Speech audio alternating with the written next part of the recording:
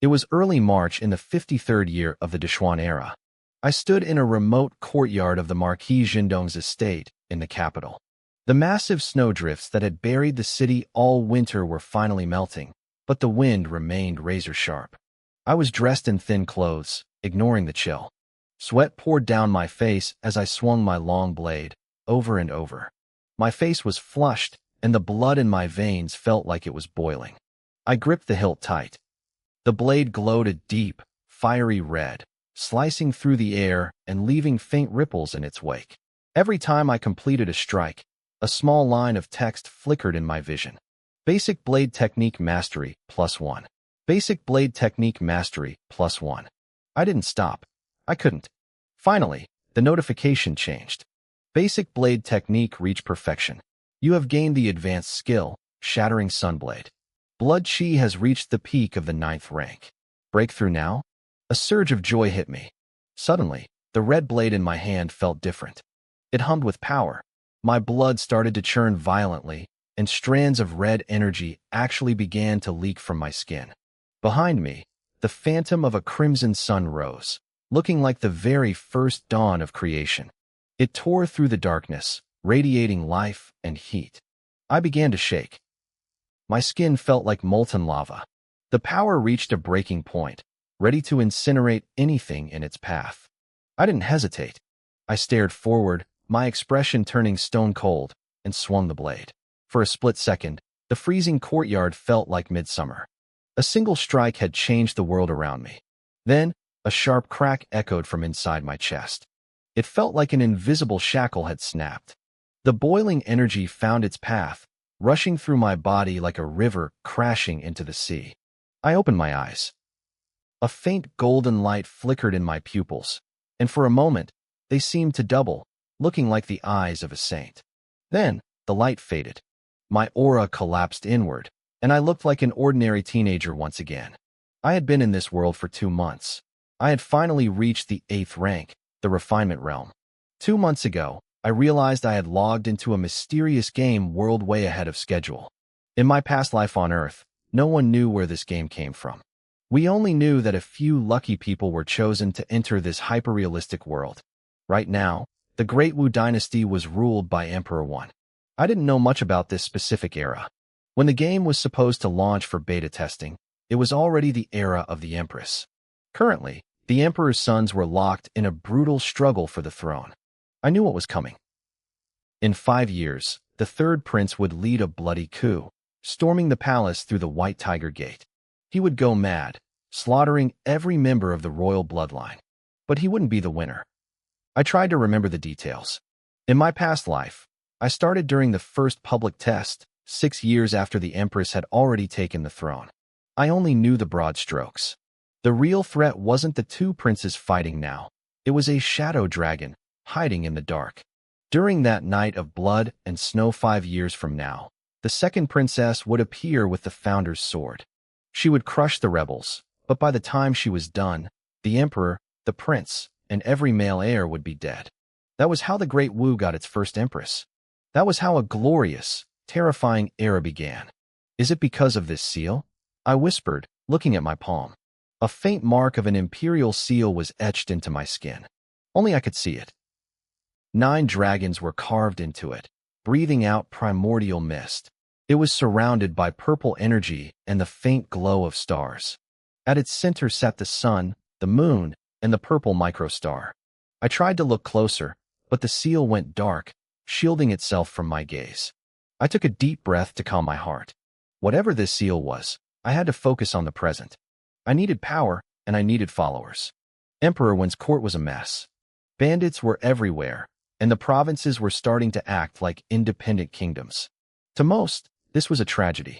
To me, it was an opportunity. Heroes are born in chaos.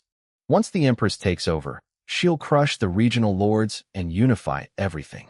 Life will be safer and richer then, but the chances to rise from nothing will vanish. Under her rule, everyone, monks, Taoists, and even players, would have to bow. I had to build my foundation now, before the world changed, before the spiritual awakening merged all realms and the Great Wu collapsed into the warring states of the immortal era. I grabbed a bucket of water and a towel, wiping the sweat from my body. My starting position wasn't bad. I was born into the house of Marquis Jindong. 600 years ago, when the capital fell during a massive rebellion, the eighth son of the emperor fought his way back to reclaim the throne. The first Marquis Jindong, Xia Xuanjin, was by his side the whole time. He started as a common soldier and ended as a god of war. When the northern campaign stalled, Xia Xuanjin led 5,000 riders across 10,000 miles, stabbing straight into the enemy's heart and taking the rebel leader's head. At the victory ceremony, the emperor had praised him in front of everyone, calling his achievements the greatest in the land. That was my bloodline. That was my legacy, and I intended to use every bit of it. My ancestor was titled the Marquis of Jindong, but there were rumors that his achievements were enough to make him a king. The only thing that stopped him was a rule that no one outside the imperial family could hold a royal title. Even so, the prestige remained. By my time, the 17th generation, the family had never declined. We held 3 separate marquisates within one clan. Even though I was overlooked within the house, starting here was a luxury. In my past life, I knew players who started as beggars on the street. Usually, the earlier you entered this game, the worse your identity was. I had broken that rule. I started at the very top. Third young master. A letter from the second master. A voice called out. A young servant named Xia Qian came running in, panting heavily.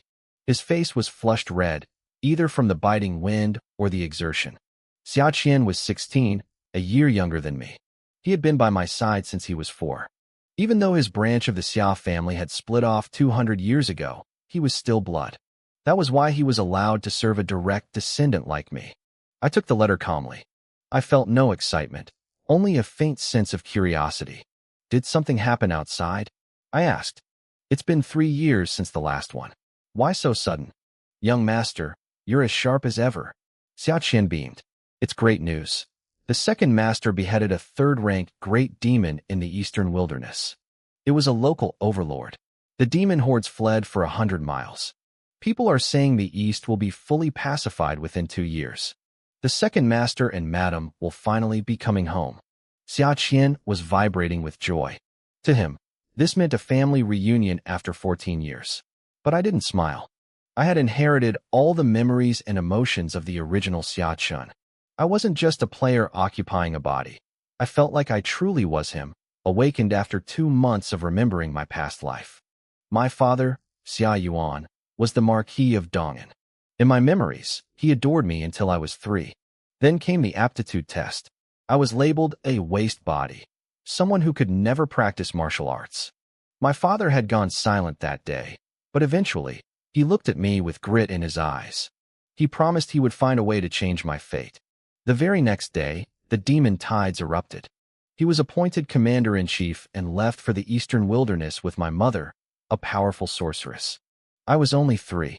I begged to go with them, but they refused, saying it was too dangerous. They left me behind in the capital. For the first few months, letters came frequently, along with demon blood and essence to help strengthen my body. But after 5 months, the letters slowed down. A year later, I heard the servants whispering. My mother had become pregnant again shortly after arriving at the front lines.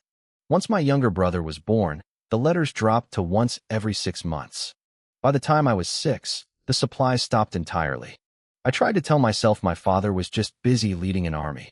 Then the news hit the capital. My brother, Xia Hao, who had been raised on the battlefield by my parents' side, was tested. He possessed a peerless root. He was a genius. That was when the original Xia Chun realized the truth. He had been abandoned. I was used to my quiet life now. I was a ghost in the mansion, but at least I didn't deal with the cliché drama of abusive servants. My aunt and uncle treated me well enough. But now, my parents were returning with a brother I had never met.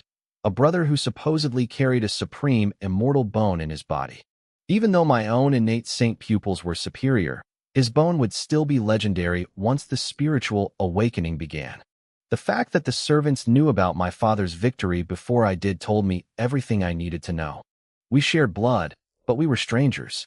You can go now, I told Xia Qian, and tell the kitchen to double my lunch portions again. Xia Qian stared at me, stunned. I was already eating enough for 10 people. Now I wanted 20 portions? He nodded and left, leaving me alone under the budding locust tree.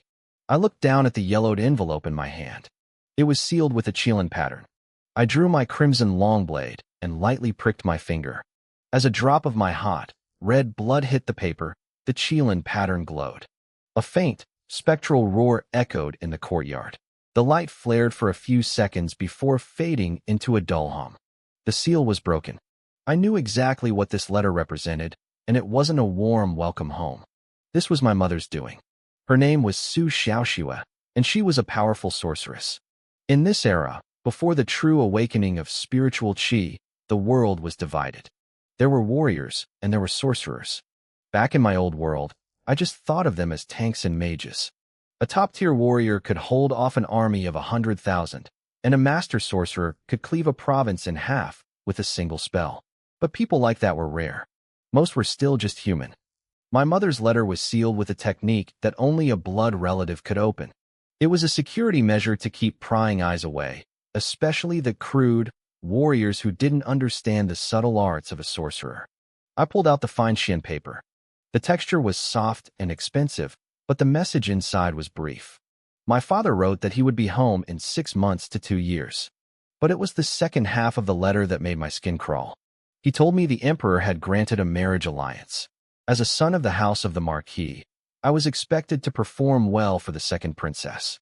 He warned me not to disgrace the family name. The second princess, my heart hammered against my ribs. In the future great unification version of this world, she wasn't just a princess. She was the empress. She was the most powerful entity to ever walk the earth, a woman who gathered the world's luck and rewrites the laws of heaven and earth. She would eventually turn the great Wu dynasty into a god kingdom where her word was law and her enemies were branded as heretics. I tried to remember the game lore. I had played through this world before it became real, but I usually just skimmed the early history. I didn't remember the empress ever having a fiancé. Then it clicked. During the Great Unification era, the house of the Marquis of Jindong was legendary. My younger brother, Xia Hao, was the star. With his supreme immortal bone, he became the empress's sharpest spear, conquering vast territories. The empress even broke tradition to name him a prince.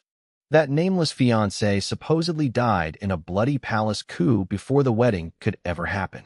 To compensate the family for his death, she showered Xia Hao with glory. I looked at the letter in my hand and felt a cold irony wash over me. I was that nameless fiancé. I was the common member who didn't even merit a footnote in the history books. My entire existence was just a piece of dark history that needed to be erased so the empress's record stayed perfect. I was scheduled to die in a coup so my brother could thrive. I laughed quietly to myself, but my eyes burned.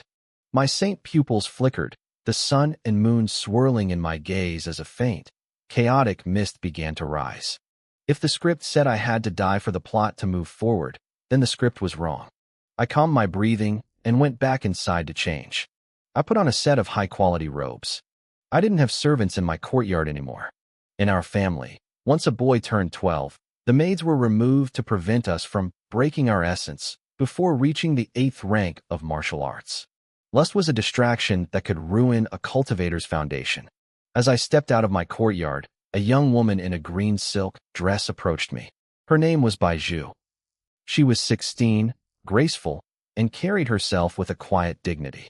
She didn't look down on me like the servants in those cliché stories. She bowed respectfully. "Third young master," she said. "The master and madam are asking for you." I followed her, my eyes occasionally drifting to the way she moved. I had just broken through to a new level of cultivation, and my blood was running hot. I had to force myself to look away and focus. I ran through the family tree in my head. The house of the Marquis had stood for 600 years. The current head was my grandfather, Xia Chutian. He was 86, but still possessed the vitality of a dragon. He stayed in secluded cultivation, leaving the family business to his 3 sons. The eldest son, Xia Qian, ran the household. He was the one Baizhu called master. My father, Xia Yuan, was the second son. Then there was the third uncle, Xia Han. Baizhu led me through the winding corridors of the outer courtyard and into the main hall. An imposing man sat in the high chair, a dignified woman in her 30s beside him. "Uncle," Aunt, I said, bowing respectfully. Xia Qian smiled and gestured for me to stand. Chinner, we're family. No need for such formalities. His wife nodded warmly. It's been too long since you've come to our courtyard for a meal. You look well. Is it because you heard your younger brother's mother is coming back that you've grown distant from your aunt? Cui Mingru asked, her voice teasing. She sat beside my uncle, radiating the elegance and charm of a mature woman. I smiled and sat down next to her, feeling a genuine wave of warmth. My biological mother hadn't spared me a single glance in years, pouring all her love into my younger brother, but my uncle Xia Qian and Aunt Cui had truly cared for me. I was born with a wasted body, yet I had grown up in the Marquis manor without suffering the typical mistreatment of a disgraced heir. That was all thanks to them. Aunt, I've just been focused on my martial arts training lately, I explained. I didn't mean to neglect you. When they heard martial arts training, their expressions dimmed. They both let out silent sighs. They knew I was born a waste. In their eyes, no matter how hard I worked, I would never achieve anything great. It was a tragedy of effort without reward. They spent a few minutes asking if I needed anything, the atmosphere warm and cozy like a real family. Then, Xia Qian straightened his posture. The small talk was over. Your father performed a great service in the eastern wilderness, Xia Qian said seriously.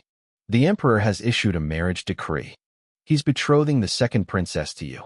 Do you have any thoughts on this? I nodded slowly, my expression turning solemn. Is there any room for negotiation? I didn't want to marry a princess. To an outsider, it was the ultimate honor. To the house of the Marquis, it was just a golden shackle. And to me, it was a death trap. The woman in question was the future empress. I knew how my previous life ended. I knew the danger she represented. The house of the Marquis had stood for 600 years because of our military might. We didn't need to beg for imperial favor. In fact, the royal family was the one constantly trying to win us over. This marriage was a clear signal of their intent to bind us. But I wasn't someone who enjoyed being stepped on. If I tied myself to the future empress now, my hands would be tied during the political chaos 5 years from today. You don't want to marry her? Cui Mingru asked softly, her eyes searching mine. I don't, I said firmly. There was no hesitation. Xia Qian sighed and shook his head. There's no room left to maneuver. The decree has likely already left the palace gates. It will be at our front door any moment. I fell silent. I knew how this world worked. Despite being the groom, I was just a pawn. My opinion didn't matter until the deal was already done. It was absurd, yet entirely expected. Actually, Cui Mingru said, watching me closely, this marriage wasn't originally meant for you. The emperor wanted your younger brother, Xia Hao. I looked up, surprised. She continued, explaining the hidden struggle. When the messenger reached the eastern wilderness, my parents had flatly refused. They claimed Xia Hao was too young and needed to focus on his martial arts and strategy. Then, they proactively suggested me. They argued that as the eldest son, my age was a better match for the second princess. The emperor had stayed silent for 3 days before finally agreeing to my father's request this morning. My parents had protected their precious genius son by throwing me to the wolves. Cui Mingru looked at me with pity. Being a prince consort sounded grand, but in our world, it was a career killer. Centuries ago, a rebellion caused by imperial relatives nearly toppled the dynasty. Since then, the law forbade a princess's husband from holding any real power or significant office. My father, Xia Yuan, knew this. He was willing to offend the emperor to save his younger son's future, but he had no problem sacrificing mine. Xia Qian looked at me with a mix of pity and pragmatism. In his mind, since I was a waste who could never reach the heights of our ancestors anyway, being a prince consort was a good deal. I'd be rich and safe for life. To him, Xia Hao was the future of the family, a talent who couldn't be shackled. I was just the spare part used to fix a political leak. I kept a calm smile on my face, showing no trace of the resentment bubbling inside. I understood the cold logic. My parents had finally remembered they had an eldest son in the capital only when they needed someone to take a bullet for their favorite child. I was a product of compromise. Even the future empress, the woman who would one day rule the world, was currently being used as a political tool just like me. If she had to accept it, why couldn't I? Still, A bitter thought crossed my mind. I was the second choice. The discarded option that was picked up only after the first one said no. No wonder the history books were so vague about this period. It truly sucked not being the master of your own fate. I wasn't sure if I was saying those last words to the future empress or to myself. In that moment, my resolve hardened. I had to gain power. I heard footsteps approaching. They were quick, but still carried an air of practiced grace. It was LV Zhu, a maid in the household. "Master, madam," she said, catching her breath. "People from the palace have arrived. Eunuch Yi is leading the group himself." My uncle, Xia Qian, and his wife, Cui Mingru, exchanged a sharp look. They knew exactly why he was here. "Chinner," Xia Qian said, turning to me. "Come with us to greet the imperial envoy." I stood up silently and followed them. It was time to meet my fate. Outside the main gates of the Marquis mansion, I saw the man LV Zhu had mentioned. Eunuch Yi had snow-white hair, but his face was smooth and ruddy, radiating health. Despite being a eunuch, he carried a natural aura of authority that commanded respect. Nobody dared to look down on him. His full name was Yi Wujing. He had served 3 generations of emperors and survived the bloody coup known as the Gate-seizing incident. Now, under the reign of the empress, he remained a guardian of the palace. His strength was unfathomable, a true loyal servant of the throne. "So, this is the eldest son of the Marquis of Anong," Eunuch Yi said, smiling warmly as his eyes landed on me. "Truly a fine young man. Congratulations." I looked at this man who would one day play a massive role in the coming political storm. I bowed to him with genuine respect. He seemed a bit surprised by my manners, but he quickly nodded back, clearly forming a good first impression. Even though I was the protagonist of this wedding, the actual ceremony felt like it had very little to do with me. I was just a prop that needed to be present. I was ushered inside, bathed, and changed into formal robes. Eunuch Yi read the imperial edict aloud. I knelt and accepted it. Just like that, the marriage was official. The whole process left my head spinning. Official edicts involving royalty were packed with grueling etiquette and ancient rituals. Usually, imperial orders were just verbal or written simply, but a princess's marriage was different. Both the mansion and the palace had to put on a massive show to prove how much they valued the union. By the time the sun began to set, I was holding a scroll wrapped in dragon-patterned silk. I didn't even know what material it was made of. It felt surreal. I was officially the fiancé of the woman who would become the great empress. But a dark thought haunted me. Would I even survive the gate-seizing incident to see her take the throne? In the original history, I died during that coup. Was it really an accident? I looked at my uncle and aunt walking ahead of me. I couldn't wait anymore. I quickened my pace until I was walking right beside them. "Uncle," I said, my voice steady and loud. "I have broken through to the 8th rank of the refinement realm. I want to find a position in the government. I want to serve the country." I took a deep breath. I needed them to hear the conviction in my voice. They both stopped dead in their tracks. They turned around, their faces masked with pure shock.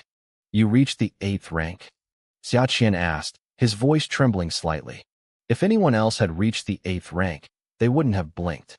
It was a decent level, especially for a 17-year-old, but this was a marquis's household. We were surrounded by geniuses. Even the side branches of the family had several young talents who had reached that level long ago. 8th rank wasn't usually impressive. But for me, it was a miracle. Xia Qian and his wife knew my potential, or lack thereof. For years, despite my parents sending no resources from the eastern frontier, Xia Qian had poured money and herbs into me. He had tried to temper my flesh and build my foundation. But after all that investment, I had barely scraped into the 9th rank. He had once sighed and told me that my martial waist reputation was well earned. And now, I was telling him I had jumped a whole rank. I had a sudden realization a few days ago. I lied, keeping my expression neutral. I was practicing the basic saber techniques, and something just clicked.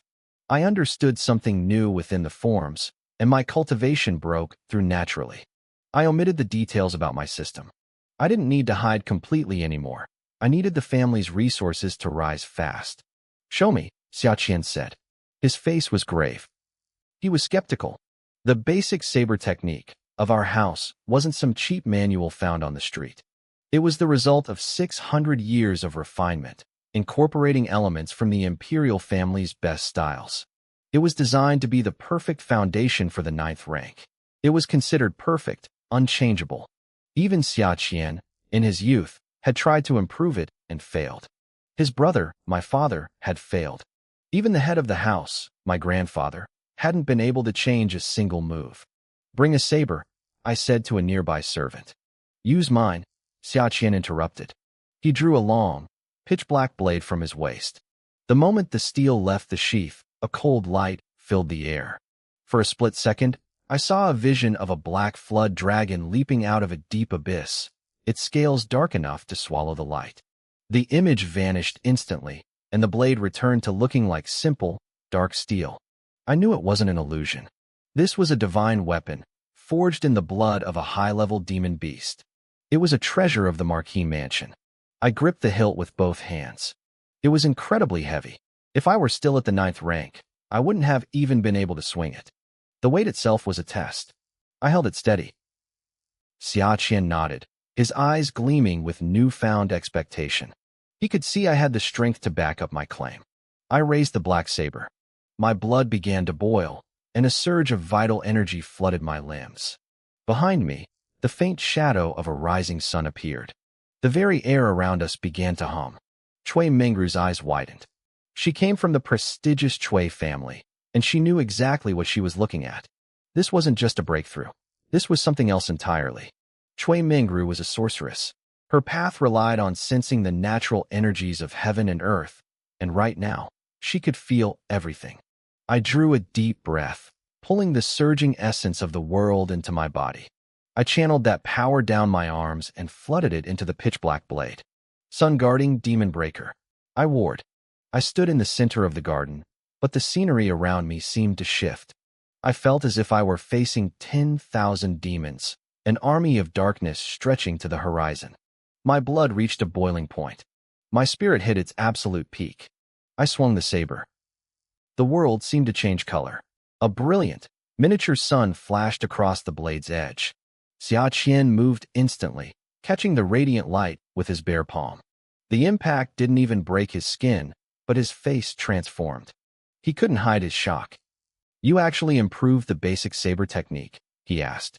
His voice was sharp, but the disbelief was gone. He had seen it with his own eyes. The essence was the same, but the execution was worlds apart. This was an advanced evolution. It didn't just strike enemies. It drew in the essence of the sun to refine the user's flesh and blood. Cui Mengru spoke up, her voice trembling slightly as she analyzed my move. "This isn't just a martial art. It's a hybrid of a warrior's path and a sorcerer's path. It allows a martial artist to communicate with heaven and earth." Xia Qian realized the implication immediately.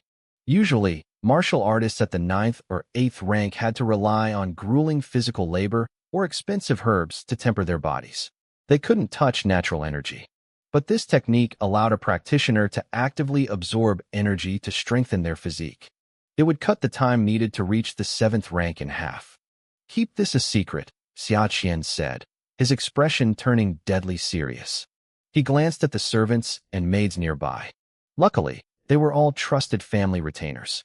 If they weren't, he might have had to silence them permanently to protect a secret this valuable. "Are you willing to give this technique to the family?" "I'll leave that to your judgment, uncle," I replied without hesitation. I had shown my hand for a reason. I needed resources to grow, and the Marquis mansion had spent plenty on me over the years. Giving them this was a fair trade. "Good," Xia Qian said, his voice booming with pride. "You have done a great service for the Xia family. I will report your merit to the Hall of Elders. You are now authorized to enter the Scripture Pavilion to choose another high-level manual. As for the government position you wanted, I'll make sure it happens." I smiled. The Marquis mansion was a powerful shield, but I knew I couldn't stay here forever. It belonged to the clan, not to me. I needed to build my own foundation, and a government post was the perfect shortcut. I wasn't the type of person to take the hard road when a golden path was right in front of me. While I followed Xia Qian to meet the elders, news of my betrothal was already causing ripples elsewhere. East of the Imperial Palace sat the Yaoguang Princess Mansion. It was a grand, low-profile estate with vermilion doors and ancient bronze studs. This was the home of the second princess. She was in the prime of her youth, and despite imperial tradition, she had moved out of the palace early to manage her own affairs. No one knew how she had convinced the emperor to allow it, but everyone knew she had just been betrothed to me, the waist of the Marquis mansion. Inside the mansion's front hall, 5 retainers sat in silence. Their eyes kept drifting to the imperial decree resting on a side table. At the head of the room sat the princess. She was breathtaking. Her skin was like jade, her eyes like stars, and her presence was so commanding that everyone else in the room seemed to fade into the background. "Princess, that Xia Chun is a nobody in the Marquis mansion," a woman in yellow silk complained, breaking the silence. "He's a waste. How can he be worthy of you?" The princess remained calm, her eyes showing no emotion. "The decree is signed. It is already announced to the world. What is there to discuss?" "What if we send assassins?" a man on the left suggested darkly. "He isn't favored. His father, the Marquis, has been at the eastern frontier for 14 years and barely writes. He won't care if the boy dies." "Don't be a fool," interrupted Hua Qiming, a scholar from the National Academy. "We are political players now. Assassination is a desperate, messy move. Whether it succeeds or fails, it creates a disaster we can't control. Xia Chun might be a waste, but he is still the eldest legitimate son of a marquis. The emperor didn't choose him because of his talent. He chose him to tie the Marquis mansion to the throne. If Xia Chun dies, the emperor will just marry the princess to the next son in line." The princess listened to them argue. She felt a flicker of disappointment toward the man who suggested murder. Hua Qiming was clearly the smarter strategist. In her mind, if every problem could be solved by killing, the world would have burned down long ago. The Marquis of Andong's house wasn't the highest ranking, but it produced legends. My father, Xia Chutian, had been hailed as the god of war 36 years ago. The family legacy was deep, and the princess knew this marriage was about power, not love. The war between Great Wu and Great Feng had lasted for 3 years. My grandfather, Xia Chutian, was the commander who led 200,000 soldiers to crush the legendary General Xiao Yu. He pushed deep into enemy territory, stopping only 30 miles from their capital. If it hadn't been for the Great Qing Empire and the Eastern Wasteland demons threatening our borders, he would have wiped Great Feng off the map. After that victory, his name shook the world. But he was smart. He knew a general with too much glory was a dead man walking. He surrendered his military power and went into seclusion to study martial arts. The emperor, Emperor One, rewarded him endlessly for that move. It was a calculated retreat that saved our family from the emperor's suspicion. It also gave the next generation a chance to shine. My uncle Xia Qian and my father Xia Yuan both became legends in the military. 21 years ago, Xia Qian dominated the southern battlefields before following my grandfather's lead. He gave up his command to manage the Marquis mansion. Then there was my father, Xia Yuan. He took over the eastern frontier 14 years ago. For 13 years, he played it safe, making no mistakes and keeping the borders like iron. The court was relieved. He was reliable, but he wasn't a monster like his father or brother. Then, a month ago, the trap he had been setting for 13 years finally snapped shut. He slaughtered a third-rank great demon in a single night. The news sent shockwaves through the empire. One family, 3 legendary commanders. It was enough to make any royal family tremble with fear. But the world was in chaos, and Great Wu wasn't the only power. The emperor couldn't afford to suppress us, so he chose to tie us to him instead. Back in the palace, Princess Yao Guang looked out at her advisors. She knew why the marriage was happening. To her, I was just a pawn in a bigger game. The Marquis mansion is loyal and has sacrificed much for the country, she said with a calm smile that lit up the room. If I can ease my father's worries, it is a good thing. Her eyes remained cold, hiding a secret ambition. She didn't want to be a bird in a gilded cage. She wanted to be the first woman to ever sit on the throne. While she was plotting, I was deep inside the Marquis mansion. I stood within the 7-story ancestral tower, a place that radiated an ancient, heavy power. 7 old men with white hair and sharp eyes stared at the ground in front of me. Some had jumped out of their seats.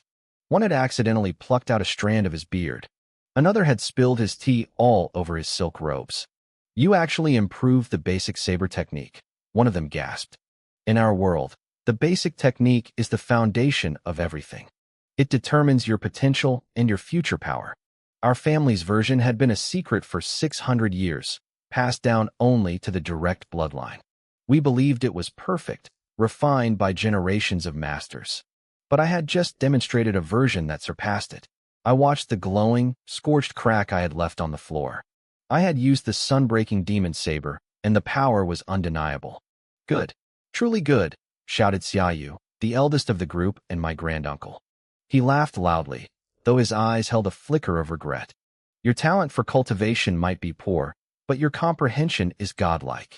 This contribution to the clan is greater than even your father's military victories. He was Xia Chutian's older brother. He and the other 6 elders had spent decades teaching the younger generation. They looked at me like I was a tragic masterpiece. They saw a boy with the mind of a sage, but the body of a waste. They didn't know about my system. They didn't know I was just getting started.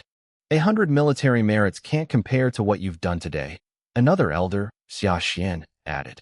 Our family already had 3 marquee titles. We didn't need more land or gold. We needed our future generations to be stronger and faster. My new technique guaranteed that. I eventually left the tower, feeling the weight of their gaze on my back. It was the first time I had ever been allowed inside, and the first time I had met my granduncles. I had traded a single technique for a massive boost in status. They even talked about writing my name into the ancestral history books so I could be worshipped after I died. I didn't care about being a ghost in a book. I wanted to stay alive in the present. I walked through the winding back gardens and past the training grounds. It was a hive of activity. 5-year-olds were punching air to build their foundation. Teenagers were swinging heavy spears that whistled through the wind. One boy was lifting a massive stone weight, sweat pouring down his face, his eyes full of grit. Brother Chun, a voice called out. A 14-year-old boy dropped his stone and sprinted toward me like a mountain monkey. He stopped in front of me, rubbing his head with a goofy, honest grin. This was Xiao Wen, my cousin. His father, my third uncle Xiao Han, was a scholar who hated violence. He had named his son when hoping for a poet. Instead, he got a kid who lived for the weight room. Xiao Wen was always a different breed. His father, my third uncle Xiao Han, was a scholar who hated violence and hoped his son would become a poet. Instead, Xiao Wen had zero interest in books. He was a natural martial arts prodigy. Back when everyone thought I was a martial waste, my uncle used to take me in to study Confucianism and righteous qi just so I wouldn't feel left out. Because of that, I spent most of my childhood in their courtyard. Xiao Wen and I were close, more like brothers than cousins. I smiled at him and ruffled his hair. I told him I was just passing through the training grounds on my way to the Pavilion of Hidden Tomes to pick out a new technique. In the Marquis estate, every child started training at age 5. Rain or shine, they were out here pushing their limits. My eldest uncle, Xia Qian, had exempted me from the daily grind to protect my pride since I lacked talent. I tried to keep up at first, gritting my teeth and showing up every morning, but watching kids my age sprint ahead while I struggled with the basics eventually broke me. I stopped coming. Looking around now, the faces were all new. Most of the people my age, or even a year or 2 younger, were gone. I knew where they were. They had already broken through to the 8th rank of the refinement realm and joined the military to sharpen their skills. That was the family tradition. We didn't care about age, we only cared about cultivation. Once you hit the 8th rank, you were ready to see the world. Brother Chun, another voice called out. A young girl about 10 years old walked over shyly. She was dressed in training robes, her cheeks flushed red from practicing her forms. This was Xia Yushi, the youngest daughter of Xia Qian and Cui Mengru. Soon, a small crowd gathered. There were kids from the 7 elder branches and talented youths from the side families. They hesitated at first, but eventually, they all came over to greet me. They whispered among themselves, knowing I was from the direct line. Even though I had been a nobody in the estate for years, my reputation was huge. I was the first waste the family had produced in centuries. Some greeted me with genuine smiles, others were just polite. No one insulted me. These kids were young, but they were sharp and socially aware. You don't insult a direct heir, especially one who just became the future prince consort. Besides, I was their senior brother. Our family had lasted 600 years by following a strict code of respect.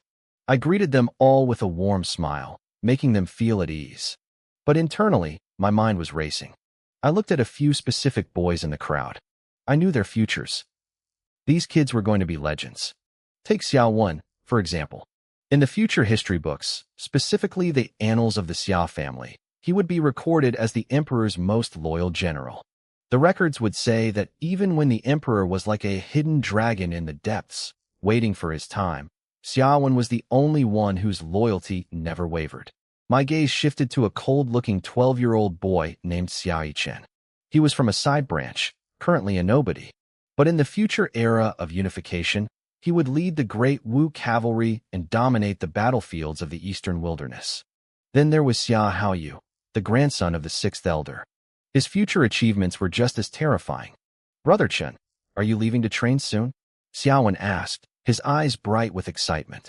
I told him the truth, that I was heading to the pavilion and then leaving the estate for a while. "I'm almost at the 8th rank myself," Xiao Wen said, grinning. "Once I break through, I'll come find you." I was stunned. Xiao Wen wasn't even 12 yet, and he was already knocking on the door of the 8th rank.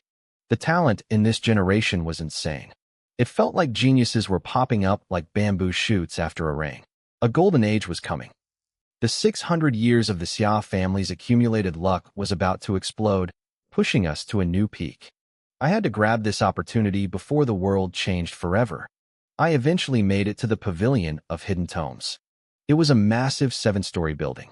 I had only been here once before to learn basic saber skills. But now, thanks to my contribution to the family, I had permission to enter any floor below the 6th. I didn't rush to the top. I started on the 1st floor. I walked to a shelf on the right and picked up a book titled Swift Wind Sword Technique. I flipped through the pages rapidly, but I wasn't actually reading the moves. "Record the technique," I commanded silently. A virtual progress bar appeared in my vision. Asterisk 1%, 25%, 100%. The system interface flickered before my eyes. Even though I was no longer a player in this world, my auxiliary system had stayed with me, and all its functions were unlocked. The original players only had basic proficiency bars. My system had already evolved to this spirit chi recovery version. By the time the actual players arrived during the Empress's reign, I would be playing a completely different game than them. I walked through the 1st floor like I was just browsing, but I was actually vacuuming up every significant manual in the building. The collection was vast. 600 years of history meant even the basic floor was a sea of knowledge. I focused on the highlighted manuals and then moved to the 2nd floor. The 2nd floor was for 8th rank cultivators. It was packed with manuals for swords, sabers, spears, and halberds. There were body tempering techniques, breathing exercises, and even military formation tactics. I even spotted a few cultivation methods for sorcerers. The Xia family were warriors, but we had wiped out enough rebel sorcerer sects over the centuries to claim their secrets. I focused heavily on the military formations. In this world, a lone warrior could be terrifying, but a disciplined unit using a formation could channel slaughter chi to kill someone way above their level. Most of these were basic 3-man or 5-man squads. The best ones here were 7-man formations. I wasn't disappointed. These formations were the lifeblood of military families. The truly elite ones, the ones that allowed a general to lead 10,000 men and harness their collective power to fight gods. Those were state secrets, even within the Xia family. Not just anyone could learn them. I figured those were hidden much higher up. The truly elite military formations were state secrets. In the entire Great Wu Empire, less than 10 families possessed the techniques required to lead 10,000 men. I knew those manuals had to be hidden on the 5th floor or higher. Deep within the shadows of the building, 2 men were watching my every move. They were my 4th great-uncle, Xia Huan, and my 6th great-uncle, Xia Hong. They were the guardians of this tower. They had heard about my performance at the training grounds and my improvement of the basic saber style, but now they were just confused. "What is he doing?" Xia Hong whispered, his brow furrowed. With 70 years of experience, he couldn't make sense of my behavior. To him, I looked like a tourist. I was picking up manuals and putting them down seconds later without reading a single page. Xiaohuan sighed, his white beard twitching with annoyance. He thought I was being flighty. He acknowledged that I had talent, but he feared I was becoming arrogant. In his eyes, a martial artist needed to be focused and decisive. By jumping from book to book, I looked like I had no mental discipline at all.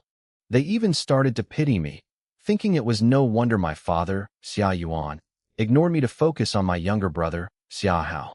I didn't care about their judgment. My internal system panel was flashing 100% recorded over and over again. I was vacuuming up centuries of knowledge. After an hour, I finished the second floor and moved to the third. The third floor had fewer books, but the quality was on another level. I found Taoist and Buddhist scriptures tucked away in a special corner. In the future spiritual recovery era, these texts would become legendary.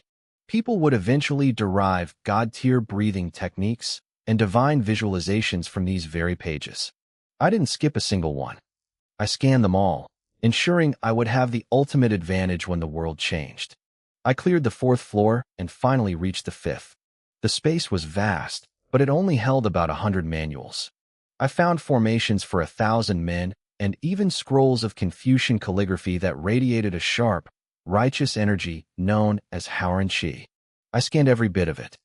Then, I picked up a manual called the Red Sun Body Refining Technique. It was time to put on a show. I sat down, pretending to read, and commanded the system to begin the deduction and infusion process. The system took 5 minutes to process the data. Then, the infusion hit me. My skin turned a deep, burning red. It felt like molten lava was being poured into my veins, tempering my bones and flesh like a blacksmith hammering steel. Every impurity was being forced out of my pores. My blood became thick and heavy, surging with the heat of a miniature sun. The temperature in the room skyrocketed until it felt like the middle of a desert summer. In a flash, Xiaohong and Xiaohuan appeared right in front of me. Their eyes were wide with shock. He mastered the red sun intent. Xiaohong gasped. This quickly. They were stunned. The red sun technique was difficult. Even fourth-rank experts used it to strengthen themselves. They had just been criticizing me for being unfocused, and now I had achieved a breakthrough right under their noses.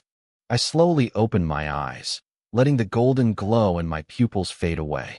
I pulled my chi back into my body and looked at them with a feigned expression of surprise. Fourth uncle? Sixth uncle? Why are you here? I asked, trying to look as innocent as possible. Xiaohong was too impatient for small talk.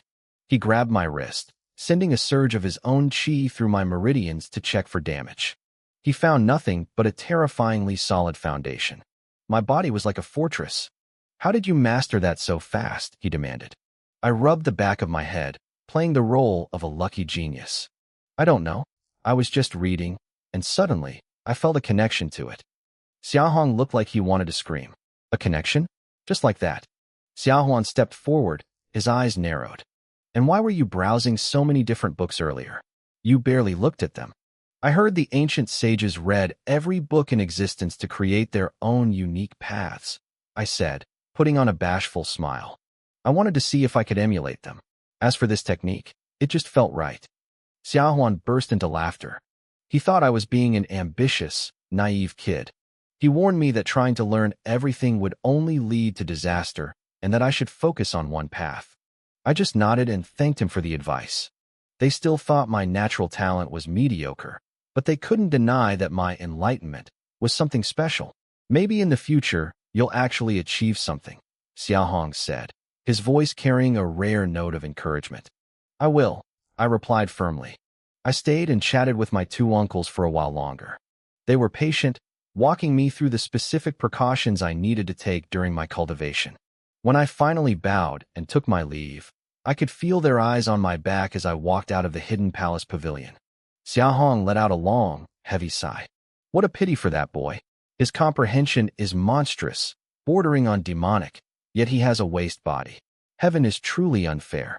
Why didn't we let him follow the path of a scholar? Xiaohuan added, his voice tinged with regret. I heard he used to follow old man Xiaohan around when he was a kid. With that kind of insight, he could have nurtured a noble spirit. Our Xia family might have actually produced a great scholar. Xiaohuan looked genuinely pained. He felt like a brilliant future had been squandered.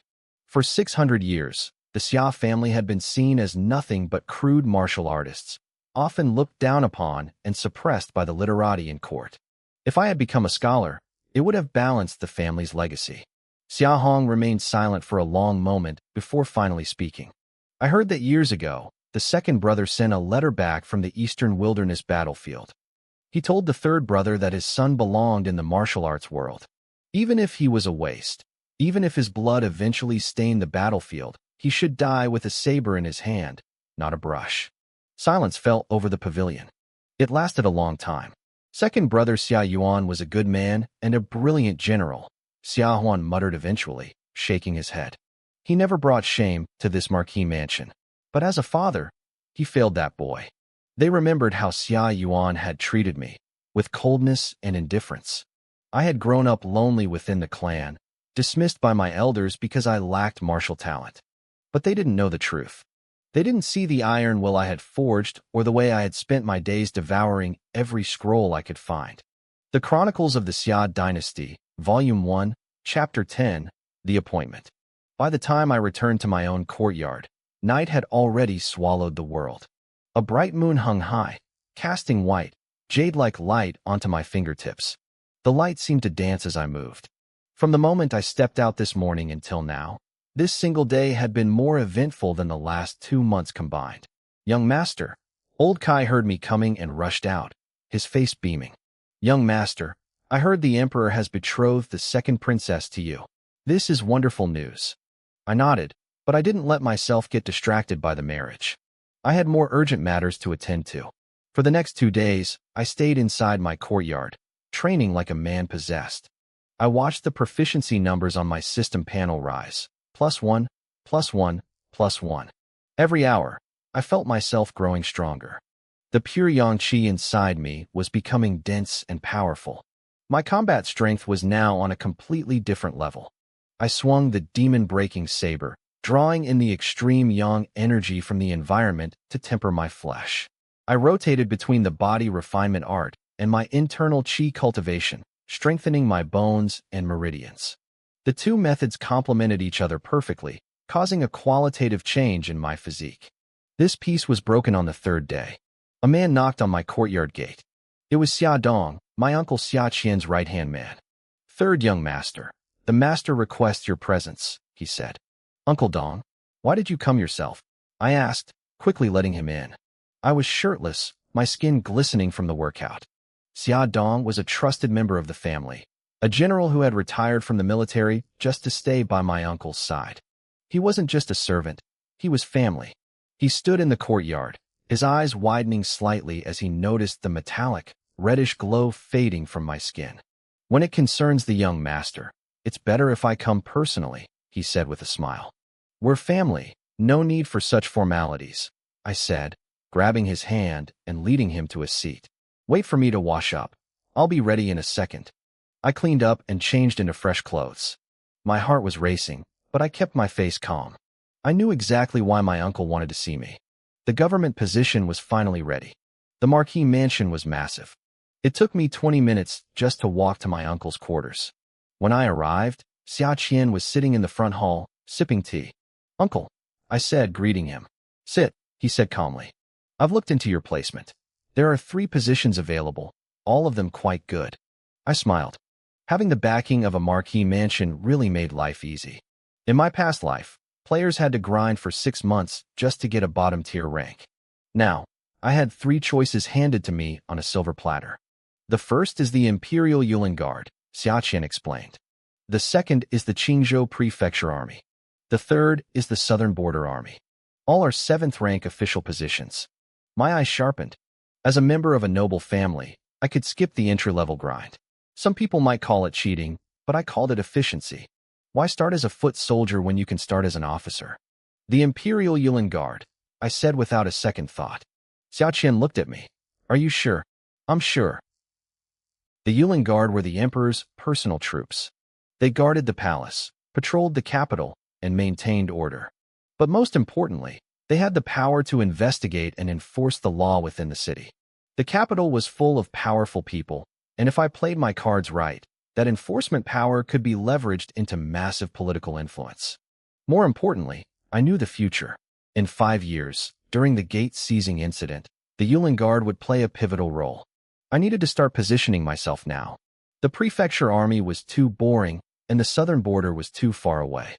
I didn't need the battlefield to grow. I had my system for that. I needed to be at the center of power. Very well, Xia Qian said, waving a hand. Wait for the official word. I thanked him and walked out, my mood soaring. It had been 2 months of waiting and hiding. Finally, I was leaving this starter village. Watch out, capital. I'm coming.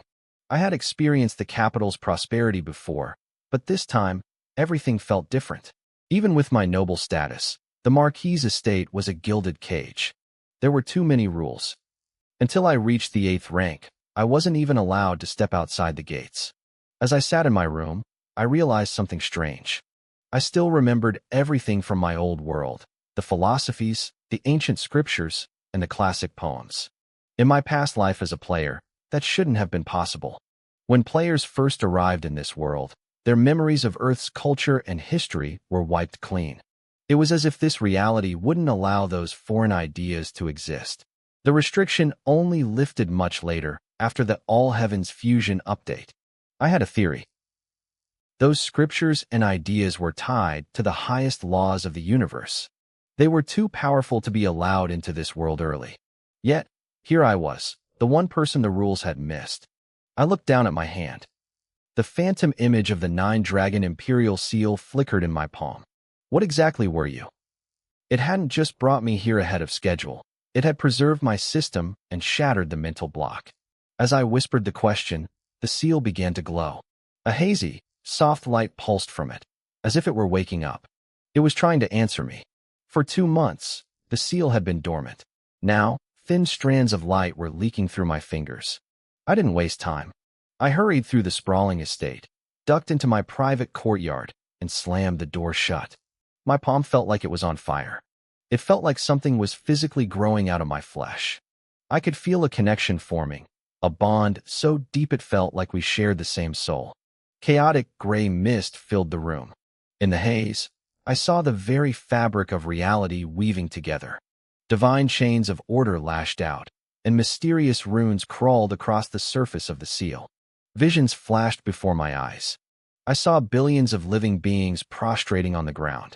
I saw a massive altar built from 5 colored stones in the center of a vast territory.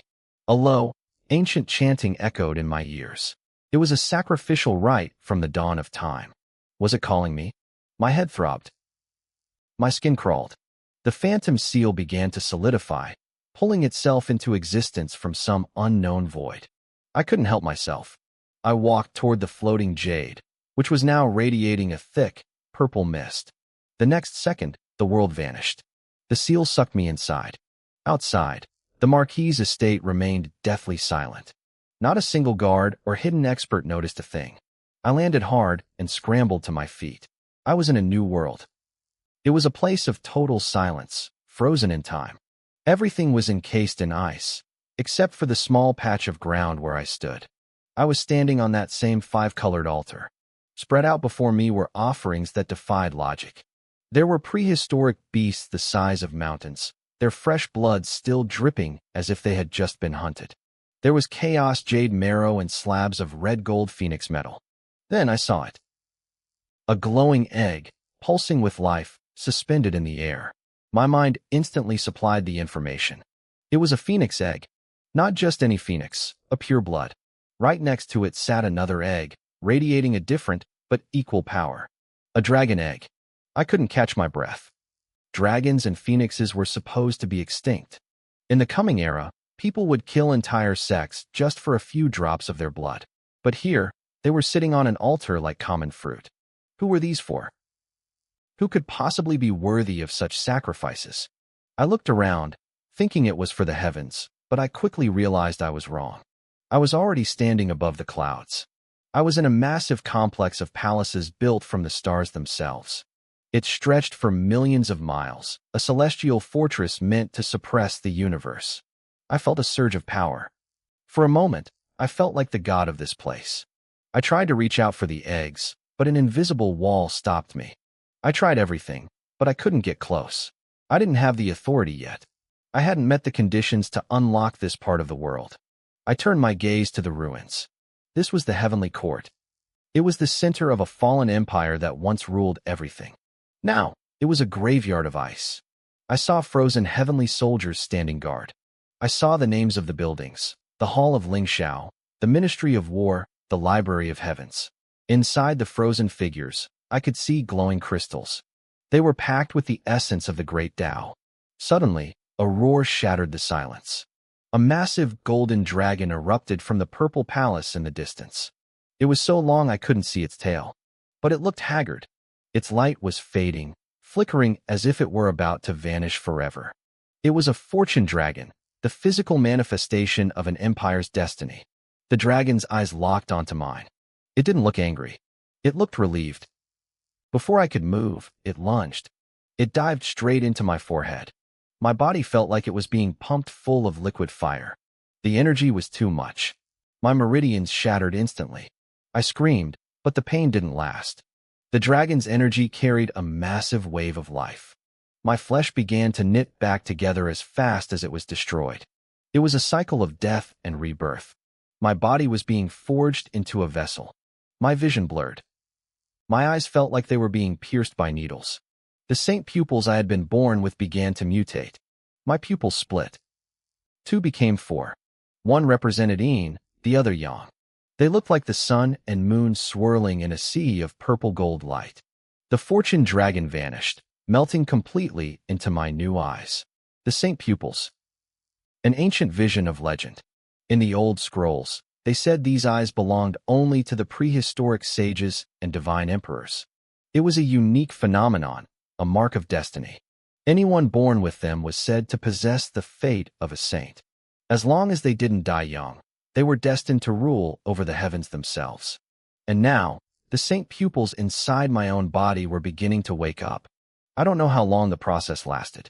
When I finally regained consciousness, I felt different. My body felt as hard as diamond, forged from the inside out. I was no longer the man I used to be. That golden dragon, the manifestation of the broken heavenly realm's fortune, had vanished into me. I stood there, my expression grim. I knew what this meant. A fortune dynasty could gather the luck of the world. By appointing officials, a ruler could use that gathered destiny to fuel their cultivation. In the coming wars between kingdoms, destiny was everything. Only the master of a dynasty was supposed to be able to carry a fortune dragon, but I had just absorbed one. I searched my body, but the dragon was gone. It had vanished without a trace, as if it had never existed. Yet, I felt incredible. My essence, my energy, and my spirit were at an all-time peak. My very foundation had been reshaped. I checked my cultivation. I had broken through to the 7th rank of the refinement realm. I muttered to myself in disbelief. I had a system that allowed me to level up through proficiency, but having my broken foundation rebuilt was a game changer. I was no longer a martial waste. I was still a bit shaken by the power jump. When that energy hit me, I honestly thought my body was going to disintegrate. But that golden light carried a massive wave of vitality. It didn't just destroy, it forced me through a cycle of nirvana. I stood in the center of the altar and calmed my breathing. I started walking forward. Ahead of me sat the Hall of Lingxiao. Time felt weird here. I walked for what felt like hours, maybe days, or even years. The distance looked short, but it felt like I was crossing infinite space. Finally, I stepped into the purple palace. I froze. Massive gods stood in rows, their bodies larger than mountains. Their gazes looked like they could pierce the underworld. Their aura felt heavy enough to crush entire rivers. But they were all still. They were bowing, their heads lowered toward the front, as if they had used the last of their life force to offer a final salute. Inside their chest cavities, I saw glowing, mysterious crystals. I looked down at the 9-dragon imperial seal in my hand. Its origin was even more terrifying than I had imagined. It held an entire ruined ancient heaven inside it. I looked toward the spot where the gods were bowing. There stood a towering figure. The stars of the universe swirled around him. 9 true dragons were draped over his arms like simple ornaments. He just stood there, but the aura of an ultimate emperor radiated from him. He was the sole ruler of the earth, the one to whom all paths surrendered. My heart hammered against my ribs. As I looked at him, the endless chaos mist covering his face began to drift away. The first thing I saw were his eyes. He had the same pupils. At that moment, my own eyes reacted. They woke up on their own, resonating with the Emperor's gaze. It was a call between kin. A beam of purple-gold light shot out from the Emperor's eyes straight at me. Not again. I tried to jump back, thinking of the dragon from earlier. But I couldn't move. The entire world seemed to roar. The purple-gold light slammed into my mind, and a massive explosion of information flooded my brain. I let out a muffled groan, my vision went black, and I collapsed. When I woke up, a faint light was breaking over the horizon. The darkness over the capital was fading. I looked at the stone clock in my room, a tool made by the Taoist masters. Only one night had passed. I checked my body. My spirit felt drained, but my physical blood and energy were at their peak. I was really at the 7th rank. It wasn't a dream. I opened my palm and saw the Imperial Seal Totem. It glowed faintly, as if it were happy to finally be held by a worthy master. I could feel a deep, blood-bound connection to it now. I tried to remember what happened in that ruined heaven, but a sharp, stabbing pain hit my skull. The Taichu Earthly Jade Scripture.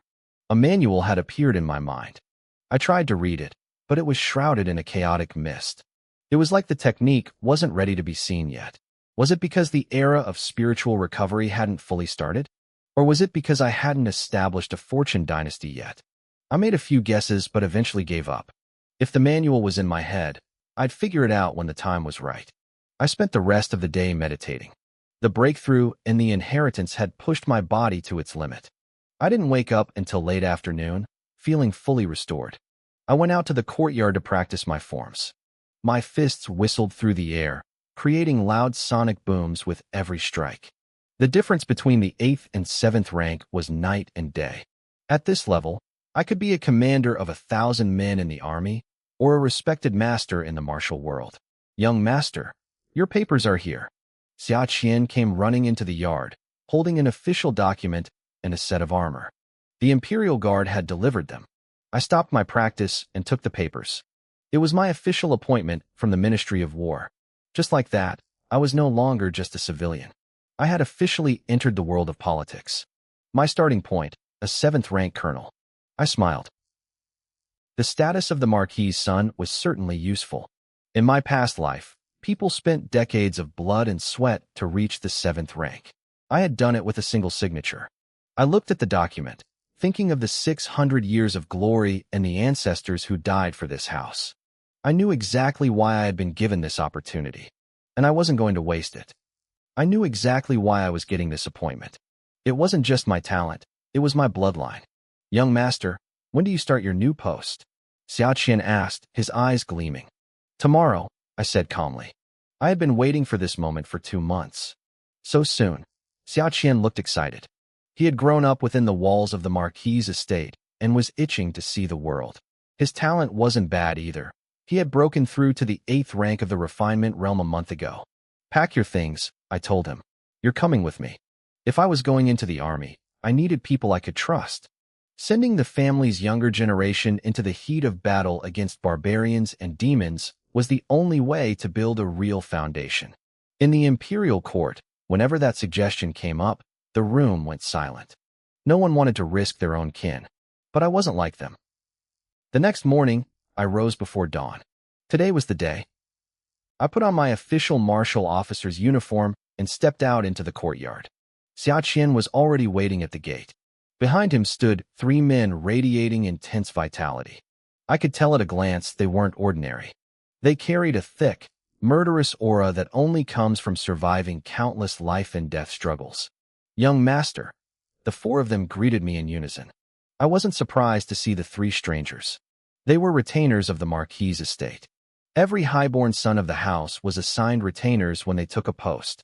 They served as bodyguards and a loyal foundation, helping the young masters seize control of their new units quickly. Let's go, I said. We walked through the estate in silence and exited through the side gate. The Marquis's residence sat at the very heart of the capital, right next to the imperial palace. We stepped onto Central Avenue, a road built 800 years ago. It was so wide that 12 carriages could drive abreast. Even at dawn, the city was waking up. Vendors lined the streets, and the hum of a massive machine starting its day filled the air. We grabbed a quick breakfast at a roadside stall and headed straight for the Yulin Guard headquarters. Since they were responsible for the capital's security and the emperor's personal safety, they weren't stationed outside the city. Their office was a grand, imposing complex within the inner city walls. Halt! Who goes there? A squad of fully armored soldiers blocked our path as we approached the gates. They were firm but respectful. Xia-chun, I'm here to take my post, I said. I didn't play games. I didn't hide my identity or wait for someone to insult me just so I could reveal my status later. I was here to get to work. Colonel Xia. The soldiers snapped to attention and saluted. Word had already spread that a new colonel was being dropped into their ranks. A son of the Marquis of Anhong was a big deal. I nodded, keeping my expression cold and professional. Colonel, please, let me lead the way, a small unit leader named Li Shi said, bowing low with a flattering smile. He practically hovered over me as he guided us inside. Once we were out of earshot, the remaining guards let out a breath and started whispering.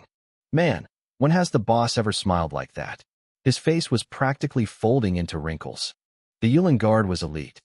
Most were veteran soldiers or sons of nobility. They saw generals every day and usually weren't this humble toward a mere colonel. But I was different. Are you kidding? Look who that is, another guard whispered. He might have been known as a martial waste in the past, but his status is undeniable. I wonder if his arrival is a good thing or a bad thing for us. Who cares? The Yulin Guard is full of hidden dragons and arrogant young masters. He's just one more. Let's just enjoy the show. Li Shi led me to the back of the complex. It opened up into a massive training field that looked like a full military camp. Squads were out in the center, drilling hard in the morning sun. Where are my men? I asked. Over there, Colonel, Li Shi said. He hesitated, his teeth gritted as if he were holding something back. I frowned. Speak up. Li Shi shook his head, looking nervous. Colonel, it's better if you see for yourself. I didn't press him. I simply walked toward the back right corner of the camp. As I got closer, I heard the unmistakable sound of raucous laughter. Haha, I win again. Lunch is on me today, boys. We're going to Deshun Pavilion. I stood outside a large tent and heard the distinct thwack of cards hitting a table. They were gambling. In a military camp, where it was strictly forbidden. I didn't say a word.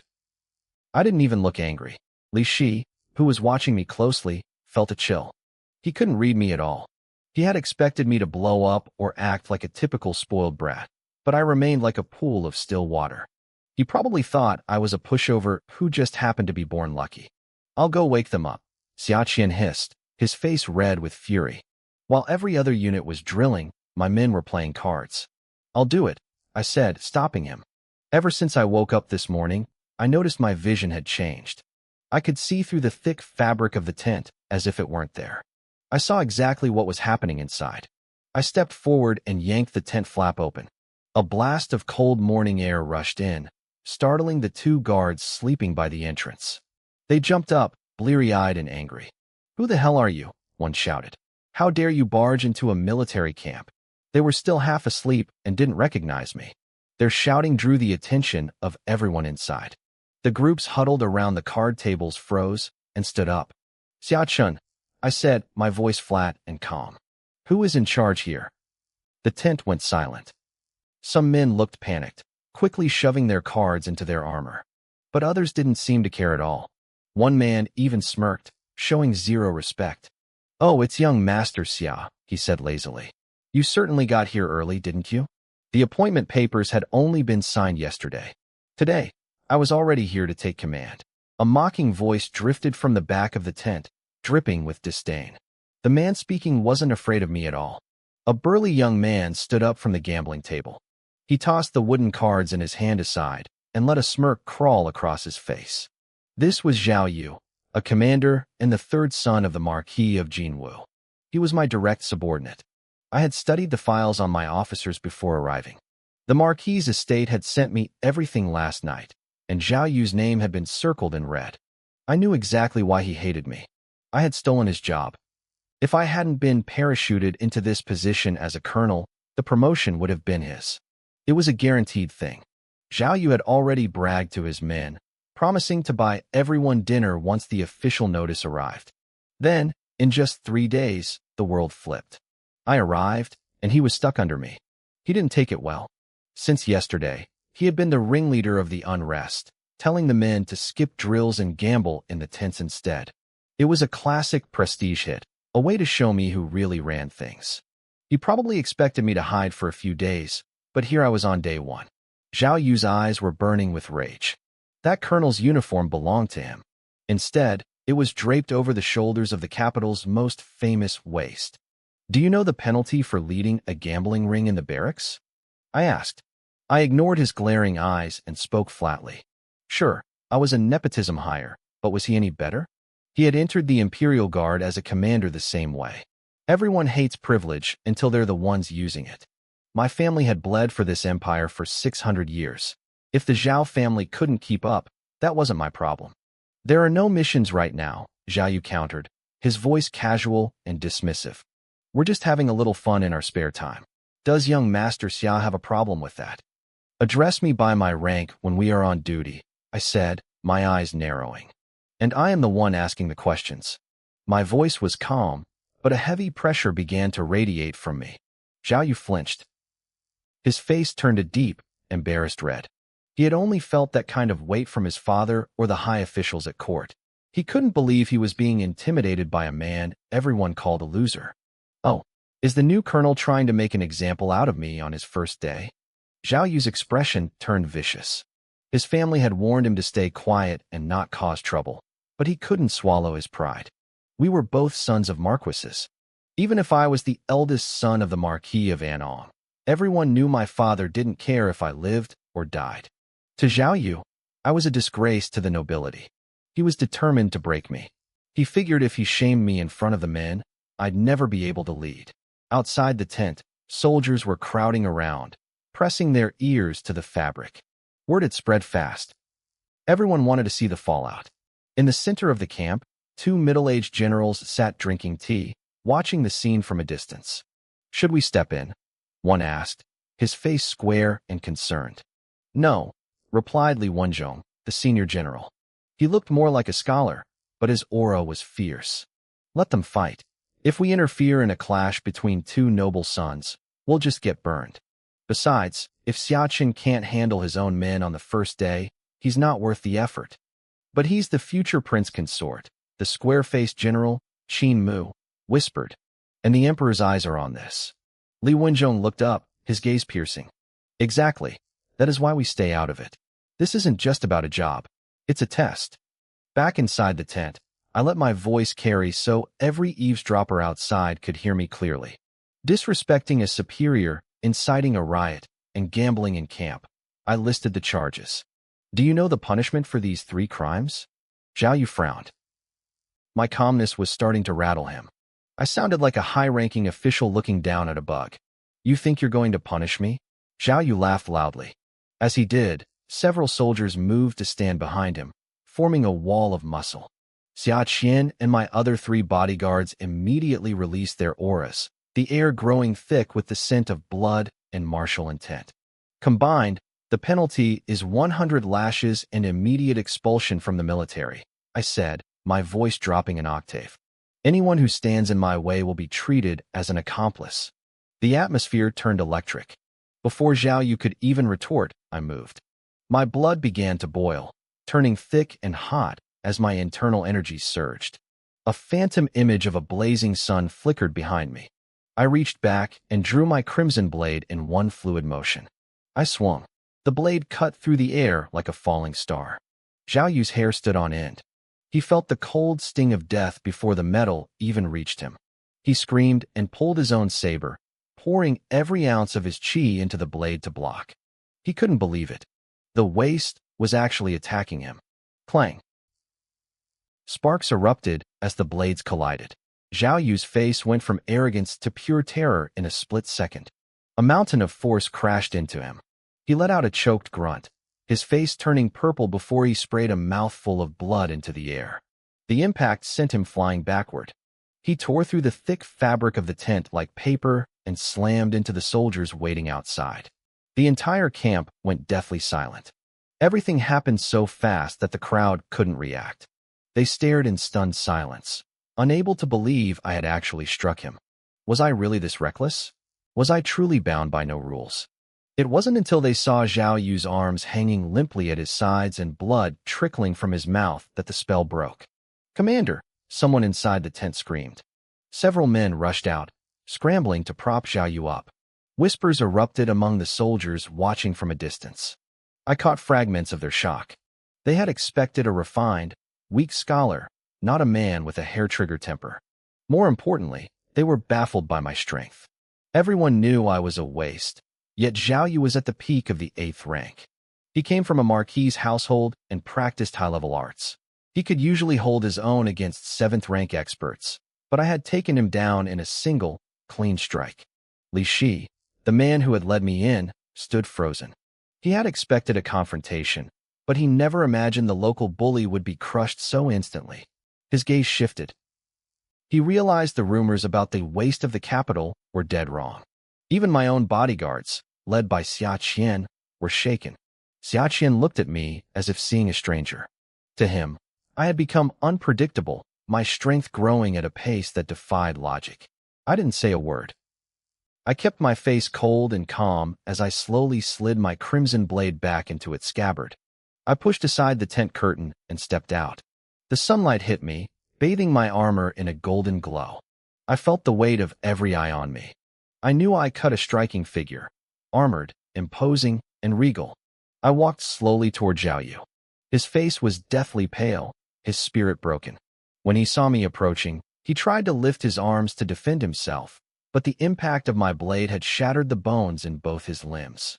3 of his personal guards quickly stepped in front of him, glares fixed on me. I didn't even look at them. I turned my gaze to the gathered troops. Zhao Yu has shown contempt for his superior. He is now in my custody, I announced. My voice wasn't loud, but it rippled through the camp like a shockwave. Where is the 1st Battalion? The soldiers exchanged nervous glances. But seeing Zhao Yu bleeding on the ground, they didn't dare hesitate. Within seconds, 98 men had scrambled into formation. Where is the disciplinary team? I barked. 5 men stepped forward immediately, moving with sharp precision. They saw which way the wind was blowing. I had just beaten a marquis' son without blinking. They weren't about to test me. I looked down at the shivering Zhao Yu, then back at the team. Take him away. Give him 100 lashes. Then, notify the Marquis of Jingwu to come pick up his trash. As of today, he is expelled from the Imperial Guard. A chill ran through the camp. The disciplinary captain, Li Zheng, trembled. Expelled from the Imperial Guard? Did I stutter? I locked eyes with him. Do you need me to repeat the order? Li Zheng felt like he was being stared down by a prehistoric beast. The pressure I radiated was heavier than anything he had felt from high-ranking ministers. Understood, he shouted, nodding frantically. You. What right do you have to expel me? Zhao Yu wheezed. The shock was wearing off, replaced by pure rage. He spat out another mouthful of blood, his eyes bloodshot. If he was kicked out like this, he wouldn't just lose face. He'd be the laughingstock of every noble circle in the capital. His entire family would become a joke. I ignored him. The man was a fool. He had gambled on my reputation and lost. By openly provoking me and leading a gambling ring in the barracks, he had handed me the perfect weapon. In the military, hierarchy is everything. He had walked right into my trap, providing me with the perfect chicken to slaughter to warn the monkeys. I honestly wondered if he was actually the Marquis of Jingwu's son. How could a brilliant man father such a moron? Why are you still standing there? I snapped at Li Zheng. Carry out the sentence. Li Zheng didn't wait. He signaled his men and moved toward Zhao Yu. The Zhao family guards tried to interfere, but Xia Qian and my bodyguards moved faster. They drew their weapons and disarmed the guards in a heartbeat. My men had been itching for a fight to prove my dominance, but I had already handled the hard part. The camp watched in terrified silence as Zhao Yu was dragged away. Moments later, his agonized screams echoed through the air, making everyone's skin crawl. They realized then that I didn't care about his background. If I could do this to a marquis' son, I could do much worse to them. In the center of the camp, a man named Qin Mu watched from the shadows, nodding in approval. I had swept through the opposition like a gale through fallen leaves. By being decisive and ruthless, I had consolidated my power in minutes. Nearby, the commander of the Wood Feather Guards, Li Wenzhong, sipped his tea with a calm expression. "He's your subordinate now," Li Wenzhong said to Qin Mu. "Once he's finished establishing his authority, bring him to see me." He entered the camp without greeting me first, no manners at all. Despite his grumbling, Li Wenzhong's tone was respectful. He sighed, looking toward my direction. The Wood Feather Guard was a small pond, and I was a very big fish. I wasn't just the son of a marquis, I was the future prince consort. With the emperor getting more unpredictable by the day, no one knew if I was here on a secret mission. The eyes of the saint might be watching this very camp, and he had to be careful. I walked behind Qin Mu, moving slowly through the sprawling military camp toward the general's main tent. The Wood Feather Guards were a massive operation, 3,000 men strong, all under the command of a fourth-rank general. Beneath him were 3 colonels, each commanding 1,000 men. Qin Mu was one of those colonels, making him my direct superior. My own rank was lieutenant. I was in charge of 2 battalions, which meant 200 men reported to me. Underneath me were 2 captains, each running a single battalion. Zhao Yu, the man I had just dealt with, had been one of those captains. The men I'd caught gambling earlier were his soldiers. I expected Qin Mu to be cold or demanding, given he was my boss. Instead, he was surprisingly polite.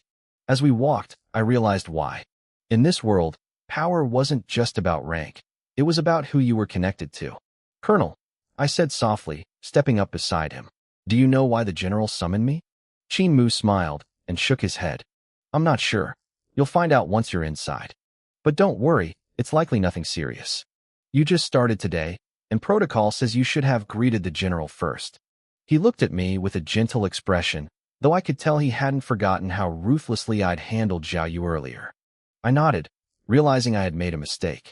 When the guards brought me in, I assumed they were taking me to the commander, but they had led me straight to the barracks instead. It was a setup. Someone wanted me to clash with the troops before I even met my superior. A soldier stepped out from the large, imposing command tent. "Lieutenant, the general will see you now." I kept my face calm and walked inside. A middle-aged man in heavy armor sat behind a desk. This was Li Wenzhong. "Greetings, General," I said, clasping my hands and bowing with military precision. In the army, rank was everything. Even if you had a powerful family, you showed respect to your superiors in public.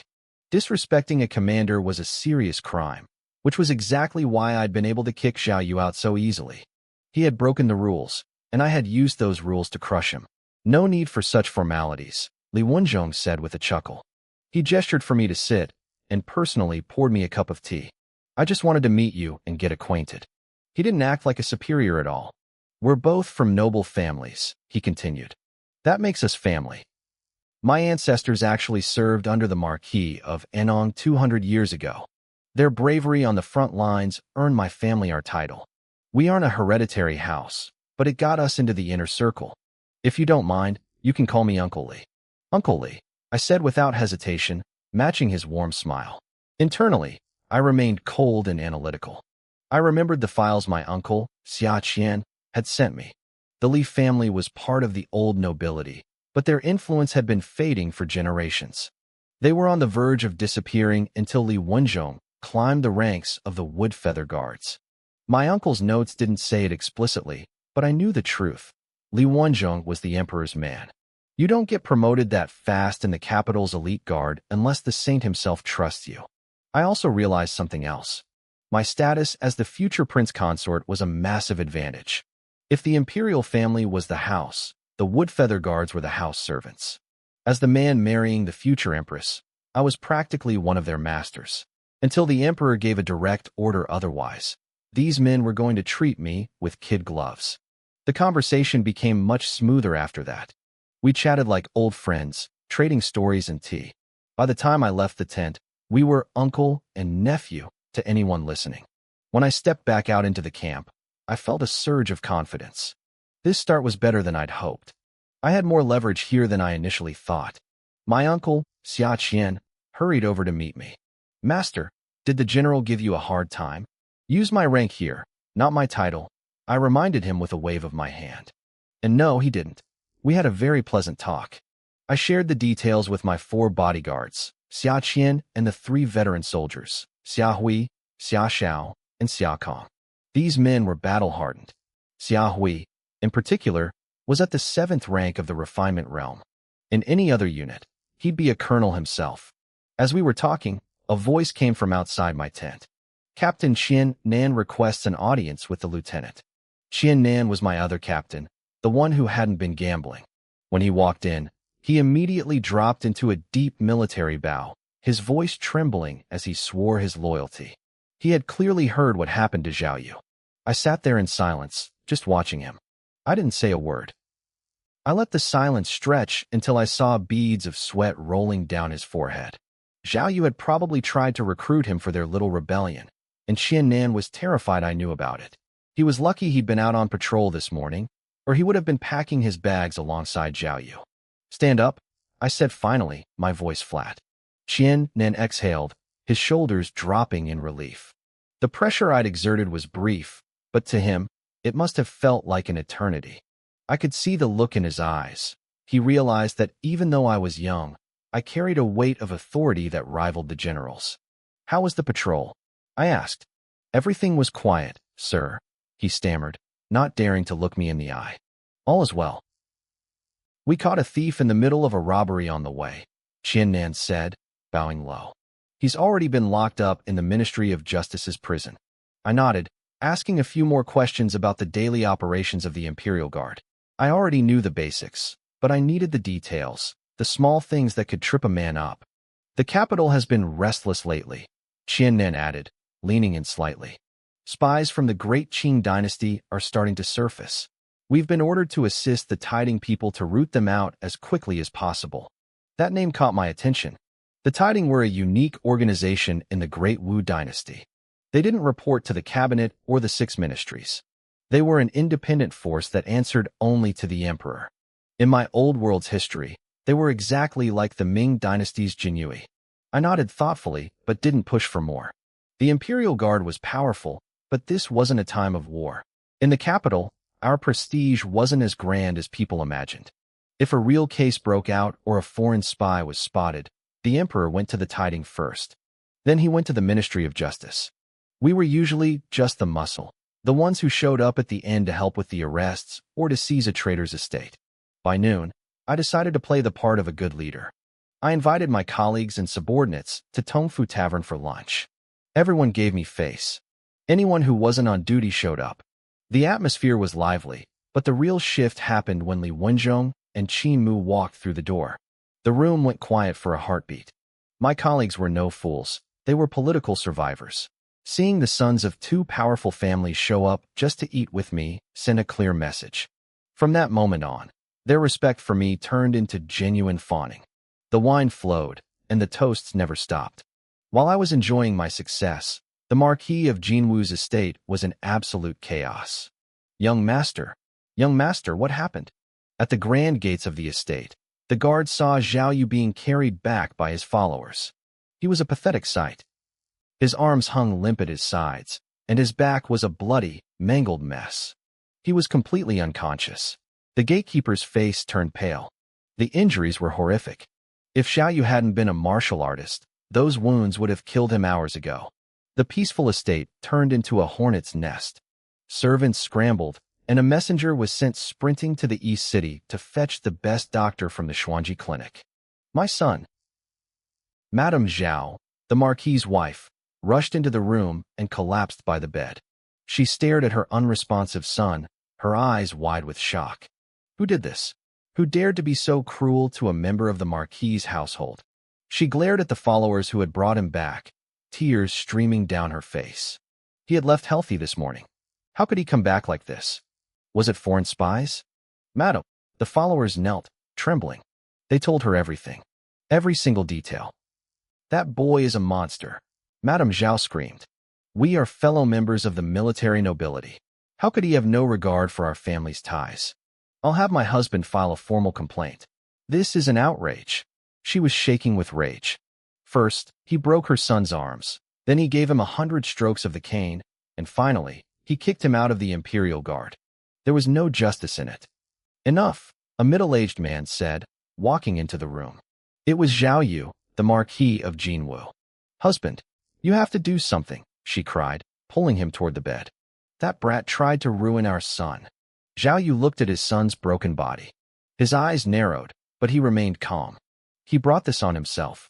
I took him into my study yesterday and explained the situation. I told him not to provoke the Xiao boy. Xiao Chun is his direct superior now. If a superior wants to crush a subordinate, it's easy. He looked at his son with a flicker of anger.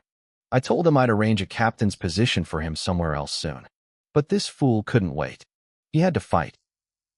And if you're going to fight, you shouldn't be so clumsy about it. He has no brains. Zhao Yu was furious. Compared to his two older brothers, his youngest son was a disaster. He was in his 20s and still just a lieutenant. Sometimes, Zhao Yu wondered if the boy was even his. Madame Zhao turned pale at his words. You'd started it, fine. But we're on the same side. Could he not just sit down and talk? He had to be this ruthless? If Yu wasn't at the 8th rank, those 100 strokes would have killed him. The Marquis's eyes flashed with a hint of hidden ferocity, but he forced himself to stay rational. Military matters are different. It was the boy's first day. If he didn't use our son to establish his authority, how could he lead the guard? The moment that idiot decided to lead a mutiny, there was no turning back. He spoke coldly. He had led troops before. He knew the stakes. He was disappointed, not because his son was hurt, but because his methods were so crude. If it were him, he would have smiled to Xia Chen's face and tripped him from the shadows later. Instead, his son gave Xia Chen the moral high ground on a silver platter. Are we just going to let it go? Madame Zhao hissed. He kicked him out of the guard. Does a mere colonel even have that power? He doesn't, Zhao Yu said firmly. But your son was stupid enough to get caught red-handed. Even if we appeal, the result will be the same. For now, stay quiet. Do not target him. The Emperor's eyes might be on that boy right now. Do you understand? Madame Zhao looked away, still bitter. Zhao Yu sighed. His two eldest sons took after him. But this one, it seemed he had inherited all of his mother's wisdom and none of his own. Meanwhile, in the rear garden of Princess Yaoguang's estate, a beautiful figure stood by a pond. The water rippled, reflecting the pink and white lotus flowers that danced in the breeze. Golden fish darted through the water, breaking the silence with tiny splashes. It was a perfect, quiet scene, until a woman in yellow robes hurried across the grass, ruining the poetry of the moment. Princess, she said, her breath catching. News about Xia Chen just arrived. Do you want to hear it? He's officially taken his post. While I was busy making waves at the barracks, news of my actions reached the estate of Princess Yaoguang. She was standing by a pond, watching the lotus flowers, looking as calm as the still water.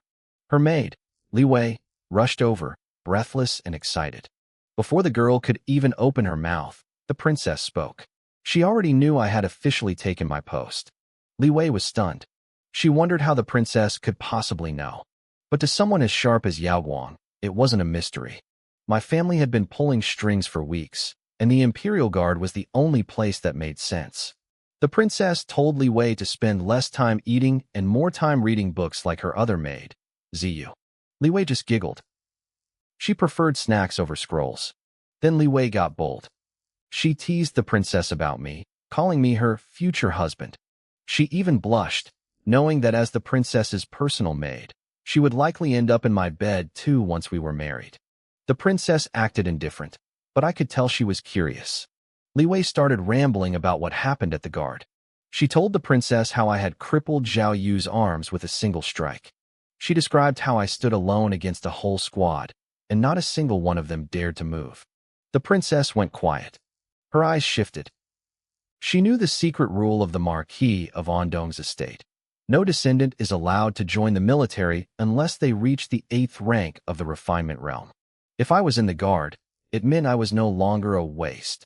She realized my reputation must have been a smokescreen. She estimated that my actual combat power had to be at the 7th rank.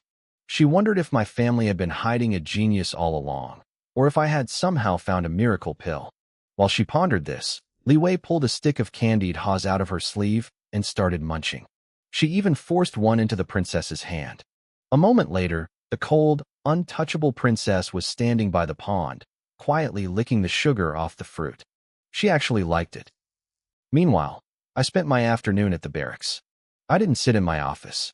Instead, I called both battalions together. 200 men stood before me. I spent the next few hours learning every single one of their names and faces. It seemed like a small task, but in a world of betrayal, knowing exactly who is standing behind you is the difference between life and death. I promoted Xia Hui to lead the 1st Battalion. He was a 7th rank expert and a former border commander who once led thousands of men. Giving him a squad of 100 was an insult to his talent, but I needed a lion to lead my sheep. Even though the promotion bypassed the usual red tape, General Li Wenzhong approved the paperwork immediately. He was smart enough to know which way the wind was blowing. He wanted me to owe him a favor. By the time evening rolled around, I headed home. I had originally planned to patrol the streets, but my units had already finished their rotation. I wanted to go out and find a drink, but my mind was elsewhere. I sat in my room until my uncle, Xia Qian, knocked on the door. He walked in carrying a heavy stack of documents. These were internal files from the Yulin Guard that I had requested. The atmosphere in the capital was suffocating. The emperor was in a towering rage.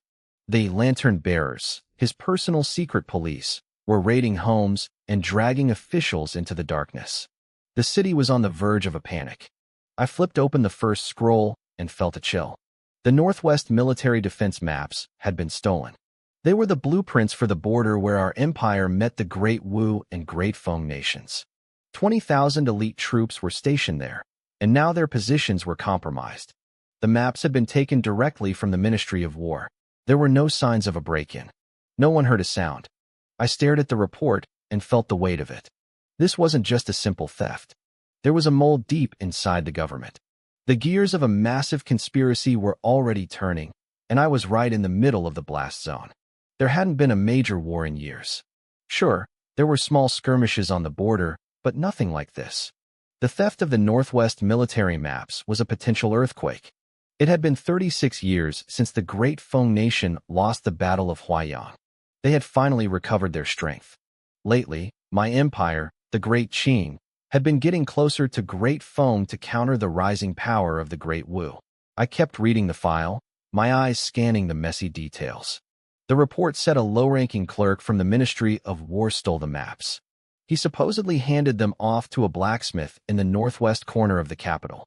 But when the lantern bearers, the emperor's secret police, raided their homes, both men were already dead. They had committed suicide. The trail went cold right there. It had been 6 or 7 days since the theft. Those maps were definitely gone, likely already across the border.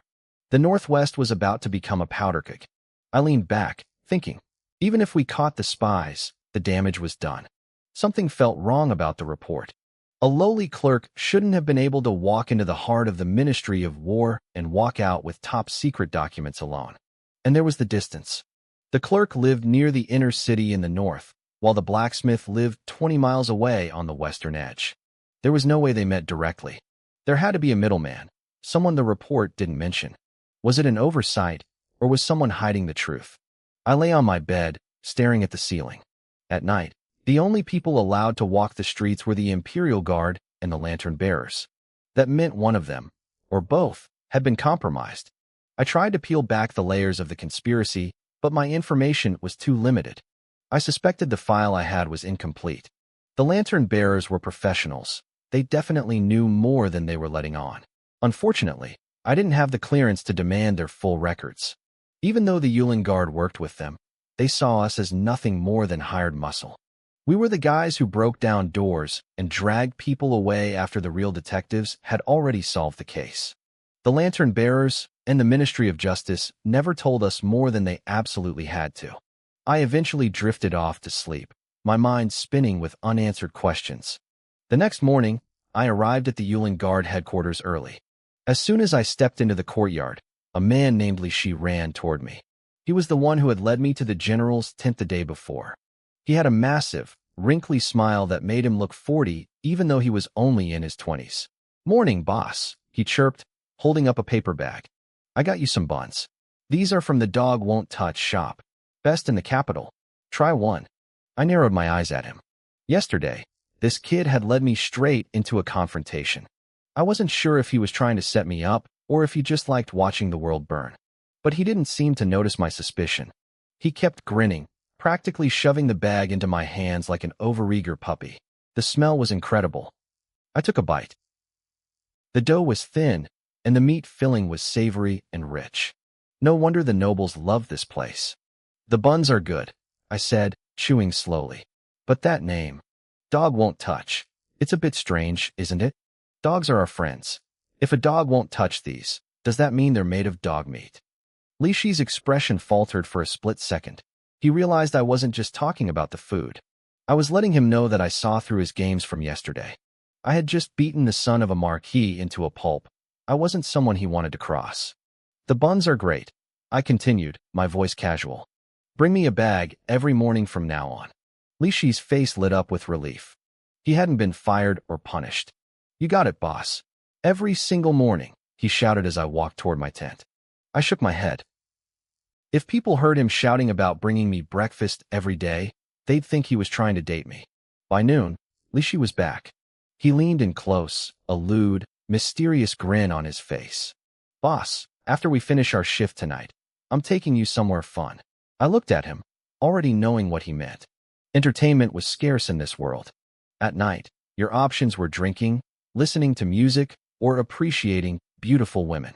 The high-end brothels were like luxury clubs, stunning women, but they'd cost you half a year's salary just for a drink. Then there were the entertainment alleys, which were more affordable for the common folk. I wasn't a saint, and I needed to bond with my men anyway. Fine, I said, patting his shoulder. I'll see what kind of trouble you can find. You've got a bright future, kid. Li Shi beamed and ran off to make the arrangements. I sat back in my chair. It was good to be the boss. People handled the money and the planning for you. I wondered how different this world's nightlife was compared to what I remembered. It was time for some academic research. Night couldn't come soon after. The day passed without much incident. In the afternoon, I took my men out for a patrol through the capital. The city was incredibly prosperous, a sprawling maze of wealth and activity that left Xia Qian, walking behind me, completely wide-eyed and dazed. We passed by the Princess Yaoguang's estate, and I took a moment to look at the two grand stone lions guarding the entrance, their forms weathered by years of history. I didn't linger. I looked away and kept moving. I spent most of the patrol memorizing the streets. Specifically, I mapped out the locations of every major brothel in the area. I wasn't doing this for my own pleasure, of course. I was a man of integrity, a regular little gentleman, who avoided the temptations of the flesh. Or at least, that's what I told myself. When night fell, the little gentleman followed Li Shi and a very nervous Xia Qian out of the Yulin Guard Yamen. We slipped into a dark alleyway, moving stealthily through the shadows. The further we walked, the more confused I became. This route was the exact opposite of the entertainment districts I had scouted earlier. Hee, boss, it's time for some real fun, Li Shi whispered. The wrinkles on his face crinkled with a massive, mischievous grin. I know you grew up in the Marquis estate. They kept you on a tight leash, making you train day and night until you hit the 8th rank. You probably never had a chance to see the real nightlife. Tonight is on me. I'm going to show you the true culture of the capital. I didn't say anything, but behind me, Xia Qian's face turned bright red. He was wondering why I hadn't gone back to the estate, and now he knew. He had never been to a place like this either, though he'd heard the kitchen servants whispering that these were the most wonderful places on earth. Places where a man could lose himself and never want to leave. This isn't the way to Suyu Street, I said calmly, my voice steady despite my internal suspicion. Aren't all the music halls and brothels concentrated there? I tightened my grip slightly, wondering if this was a setup. Was the Zhao family trying to lure me into a dark alley for revenge? Li Shi seemed to sense my tension and quickly waved his hands. Music halls are for commoners, boss. They're beneath you, he whispered, leaning in close. Brothels are okay, but you're famous now. You're engaged to the second princess. If people see you there, it'll ruin your reputation. That's why I picked a place called the Green Cliff Residence. You can hear music and watch dances, but everyone wears a mask. It's completely private. I looked at him, impressed. This kid actually had a brain on his shoulders. In the Great Wu Dynasty, visiting these places wasn't exactly a scandal. In fact, Scholars had romanticized it so much that it was considered refined. If a young man hadn't visited a brothel by the time he reached adulthood, he was considered a disgrace to the literati. I shook my head. Scholars really were the most thick-skinned people alive. They could turn a night of debauchery into a point of pride. I remembered that later in history, when the Empress unified the land, she cracked down on the deep exchange industry. Back in my old life, players who entered this world after the ban were devastated. Some even joked about overthrowing the Empress just to bring back the glory days of the red light districts. Of course, the Empress had personally crushed those players into dust. I thought you were taking me to the Jiaofeng Pavilion, I teased. Li Shi laughed nervously. Boss, you're joking. I can't afford that place. Just walking through the door costs 5 taels of silver. Drinks and music are extra. And if you want to spend the night with a lady, you won't get anywhere without 10 taels. He sighed, his eyes full of longing. He'd heard the women there were so fair their skin looked like it was made of water. More importantly, most of them were the wives and daughters of disgraced officials. There was a certain thrill in knowing the woman you were with might have been the wife of your former boss. The Jiaofeng Pavilion was the peak of luxury entertainment, offering a resource no ordinary brothel could match. I stayed silent as we walked, listening to Li Shi explain the rules. I realized these places weren't just about sex. That was too vulgar for the elite. Instead, they focused on poetry, music, and art. The more elegant the establishment, the more popular it became. The Greencliff residence was exactly that kind of place. Of course, the core business of staying the night was still the main goal. Nobody spent their whole night reciting poetry just for the sake of it. We eventually reached a secluded courtyard tucked away in a quiet alley. It blended in perfectly with the surrounding houses. A simple sign hung by the door, Greencliff Residence. To an outsider, it looked like a normal home. I remembered a passage from the history books. When the great ancestor was young, he focused solely on his martial path. His colleagues invited him to the brothels, but he refused, saying a young man must sharpen his skills and not waste his time on women. Thus, his cultivation surpassed them all. Greencliff Residence, I muttered. A classy name for a place like this. Li Shi knocked on the door while explaining that the owner, Lady Qingya, was quite famous among the scholars. Even high-ranking officials visited her. You paid a fee to enter, but whether you got to stay the night depended entirely on your talent. If Lady Qingya didn't find you interesting, you were stuck with the maids. I had to hand it to her. Lady Qingya was a marketing genius. This was essentially a high-end private club. She used her own reputation as a brand and created a sense of exclusivity. Scholars are competitive. They all think they're the smartest person in the room. The harder she was to get, the more they wanted her. If they failed once, they'd come back again and again, driven by that itch they couldn't scratch. It was the perfect business model for high customer retention. I was genuinely curious about this woman now. I wondered if she really ran the place or if there was someone even bigger behind the scenes. "Do you have an invitation?" a small voice asked. A tiny head popped out from behind the heavy wooden door. The girl had a round, delicate face and looked quite adorable. Li Shi quickly handed over our invitations, and the heavy doors creaked open. I had already put on the mask Li Shi prepared for me before stepping inside. The moment I crossed the threshold, the thick, cloying scent of rouge and powder hit me. The round-faced maid led the 3 of us into the courtyard. About 20 or 30 men were already there. They were all dressed as scholars, and when we walked in, they barely spared us a glance before turning back to their drinks. I took a seat in a quiet corner and started observing the scene. The courtyard was lively. Maids were dancing gracefully in the center, while groups of men played drinking games like Flying Flower to show off their literary skills. I watched the dancers for a moment. Their clothes were thin and revealing, yet they didn't seem vulgar. They had an air of elegance about them, almost like daughters of noble families. It was no wonder this place was so popular. The contrast was captivating.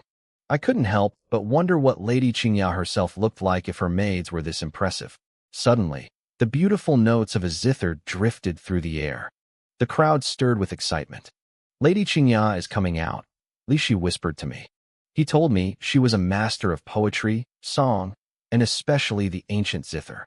Some even claimed her skills surpassed the professional musicians in the Imperial Music Bureau. I nodded. my eyes fixed on a screen where a slender silhouette flickered behind the candlelight. "I've kept you gentlemen waiting," a cold, melodious voice called out.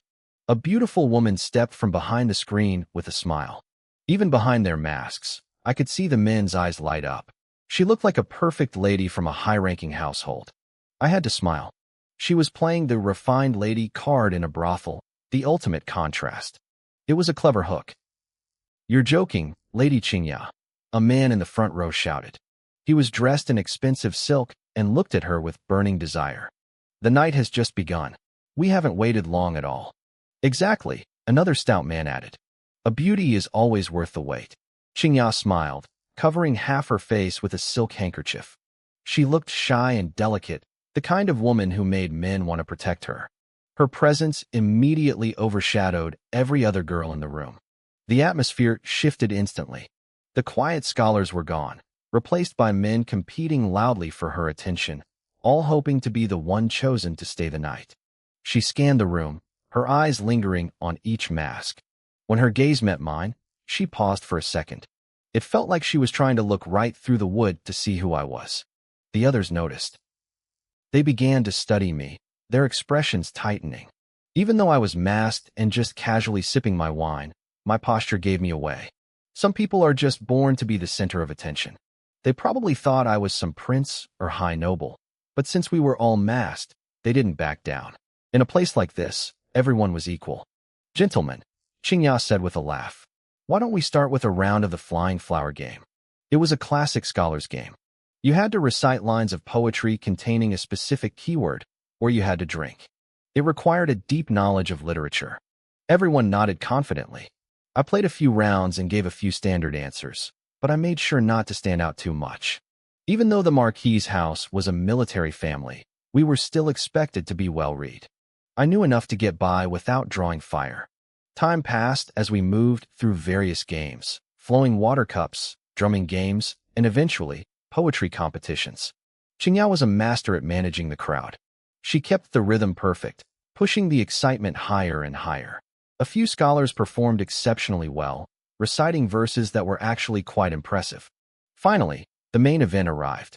Qingya stood up and gave a graceful bow. The room went silent. Everyone was tense, wondering who she would pick to be her guest for the night. The scholars who had been showing off all evening stood taller, their faces full of confidence. As the hour grew late and the curfew approached, most people realized they didn't have a chance. They started turning their attention to the other maids in the courtyard instead. "Boss, should we pick a maid, or are we heading back?" Lishi whispered. He looked at me curiously. I hadn't done anything to catch her eye, so he assumed we were finished. Behind us, Xiaqian was blushing furiously. It was his first time in a place like this, and he looked incredibly uncomfortable. "Let's wait a bit longer," I said calmly. Lishi didn't argue, but I could tell he was puzzled. To him, I should have been a nervous amateur, yet I was acting like a seasoned regular who had done this 1,000 times.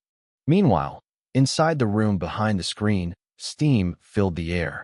A graceful figure stepped into a wooden tub filled with hot water and floating flower petals. Qingya leaned back, her jade-like shoulders exposed, her wet hair clinging to her skin. Her face, so full of smiles outside, was now clouded with a touch of melancholy. In the quiet of her bath, she looked less like a courtesan and more like a sacred goddess from the heavens. If I had seen her then, I would have thought she was a woman of 1,000 faces, perfect for a bit of roleplay. A maid entered to add more hot water.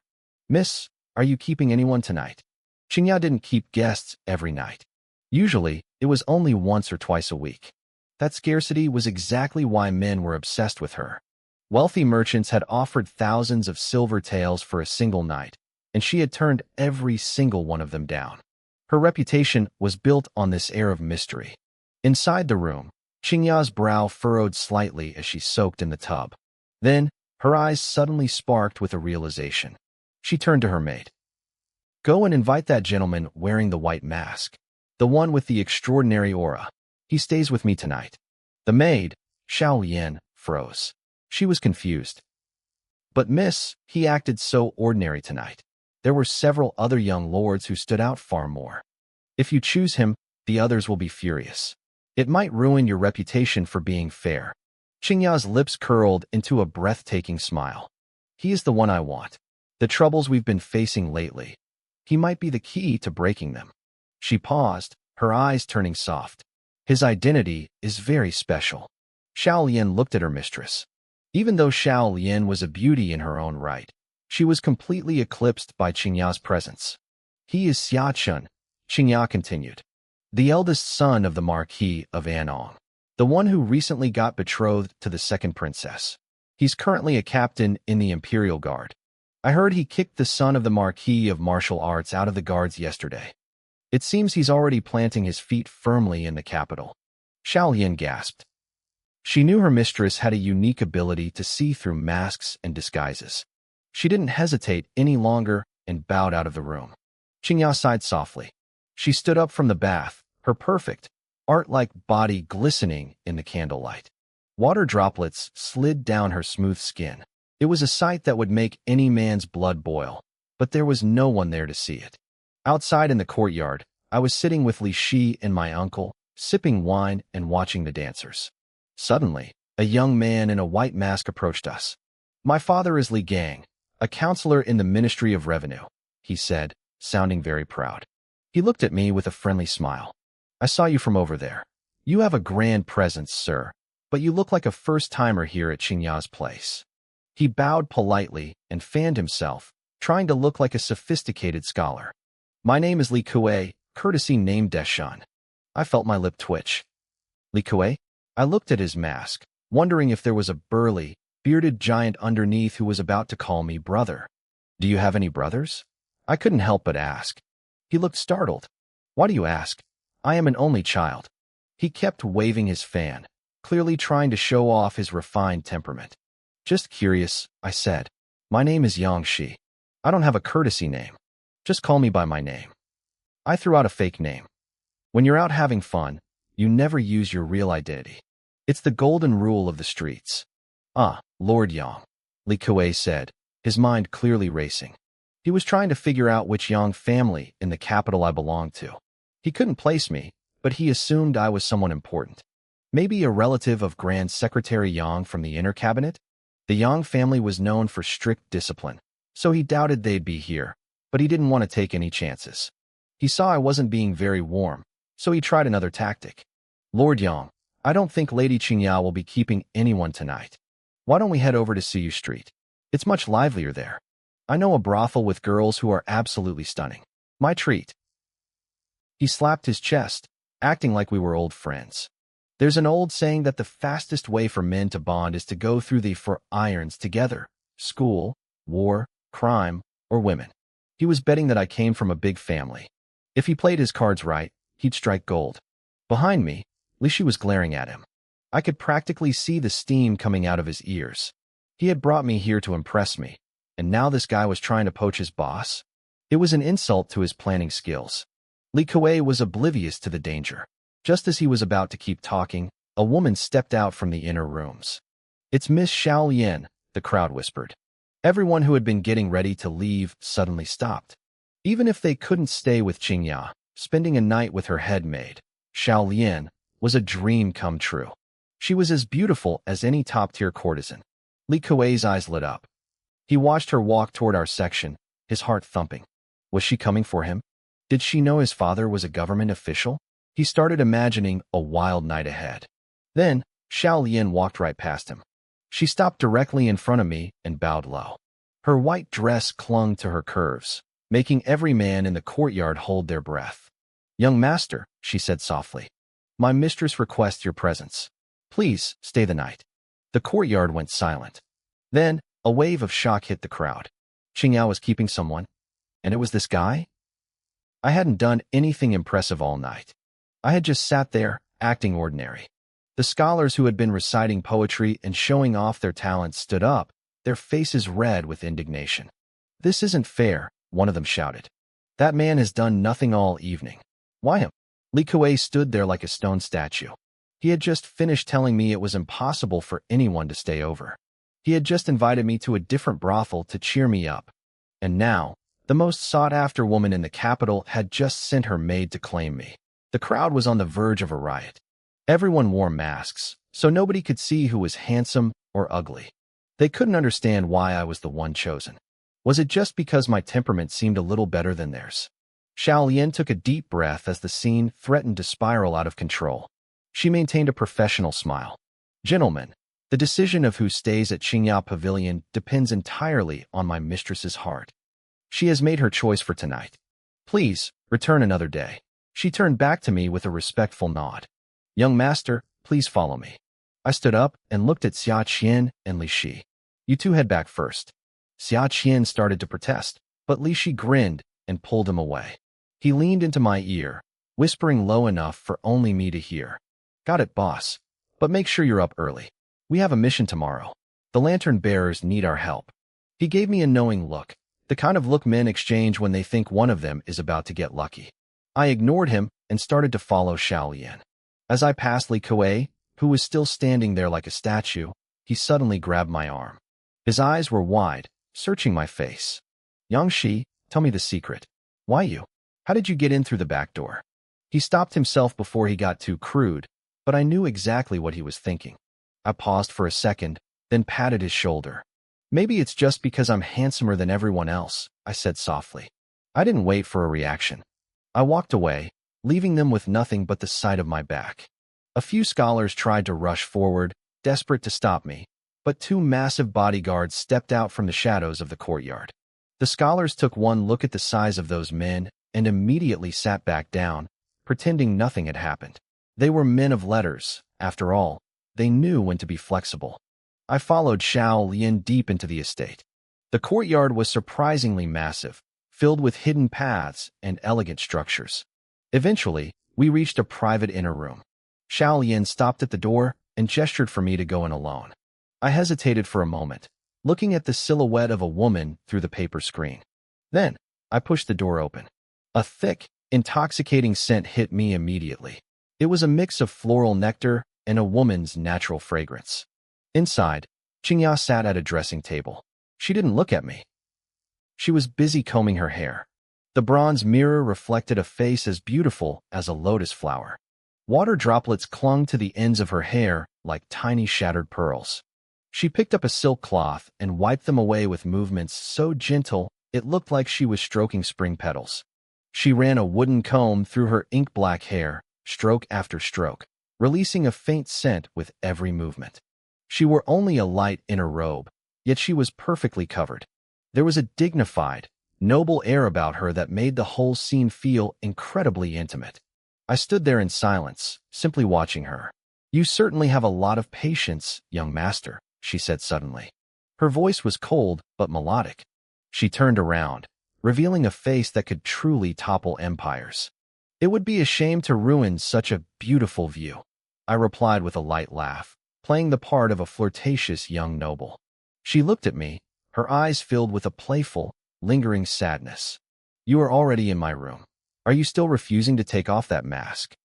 I thought keeping it on might make things more interesting. I joked. She blinked, not quite catching the double meaning, but she wasn't foolish.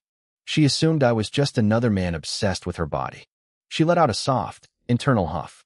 I sat down at the table and glanced at her figure. She was stunning. If I were to use a special technique on her, it would definitely be a triple threat move. The moonlight is beautiful, and the night is long, I said, reaching for my face. If you want to see, then we should be honest with each other. I pulled the mask away. My face was revealed, sharp features, deep eyes, and a slight, confident smirk. In the candlelight, my skin looked as clear as jade. Qingya froze. She had caught a glimpse of me earlier using a secret technique, but seeing me up close was different. She couldn't look away. She had seen the so-called four greatest beauties of the capital, both men and women. But she had never seen a man with a face like this. She couldn't help but think of my fiancée, the second princess. Lucky woman, she thought. With a husband like this, she'll never get bored in the bedroom. Her face flushed red at the thought, and she quickly looked away. I've heard people talk about the four most handsome men in the capital, she said, trying to regain her composure. It's a bit of a vulgar title, but those on the list are said to look like immortals. So you've seen them? I asked, pouring myself a cup of tea as if I owned the place. I've seen one, she said, moving closer until I could smell her perfume. But compared to you, he falls short. She wasn't lying. According to the records I knew, I was only 17. In a year or two, when I reached full adulthood, my looks would peak even further. I almost laughed. Was I becoming the male version of a legendary beauty? I had spent 17 years hidden away in the Marquis estate, unknown to the world. Now that I had stepped out, was I going to shock the heavens? I thought about my future Empress wife again. I really was set up to be the trophy husband in this scenario. Even the fake name I used, Yang, felt like fate. What are you thinking about? Qingya asked, noticing my distant gaze.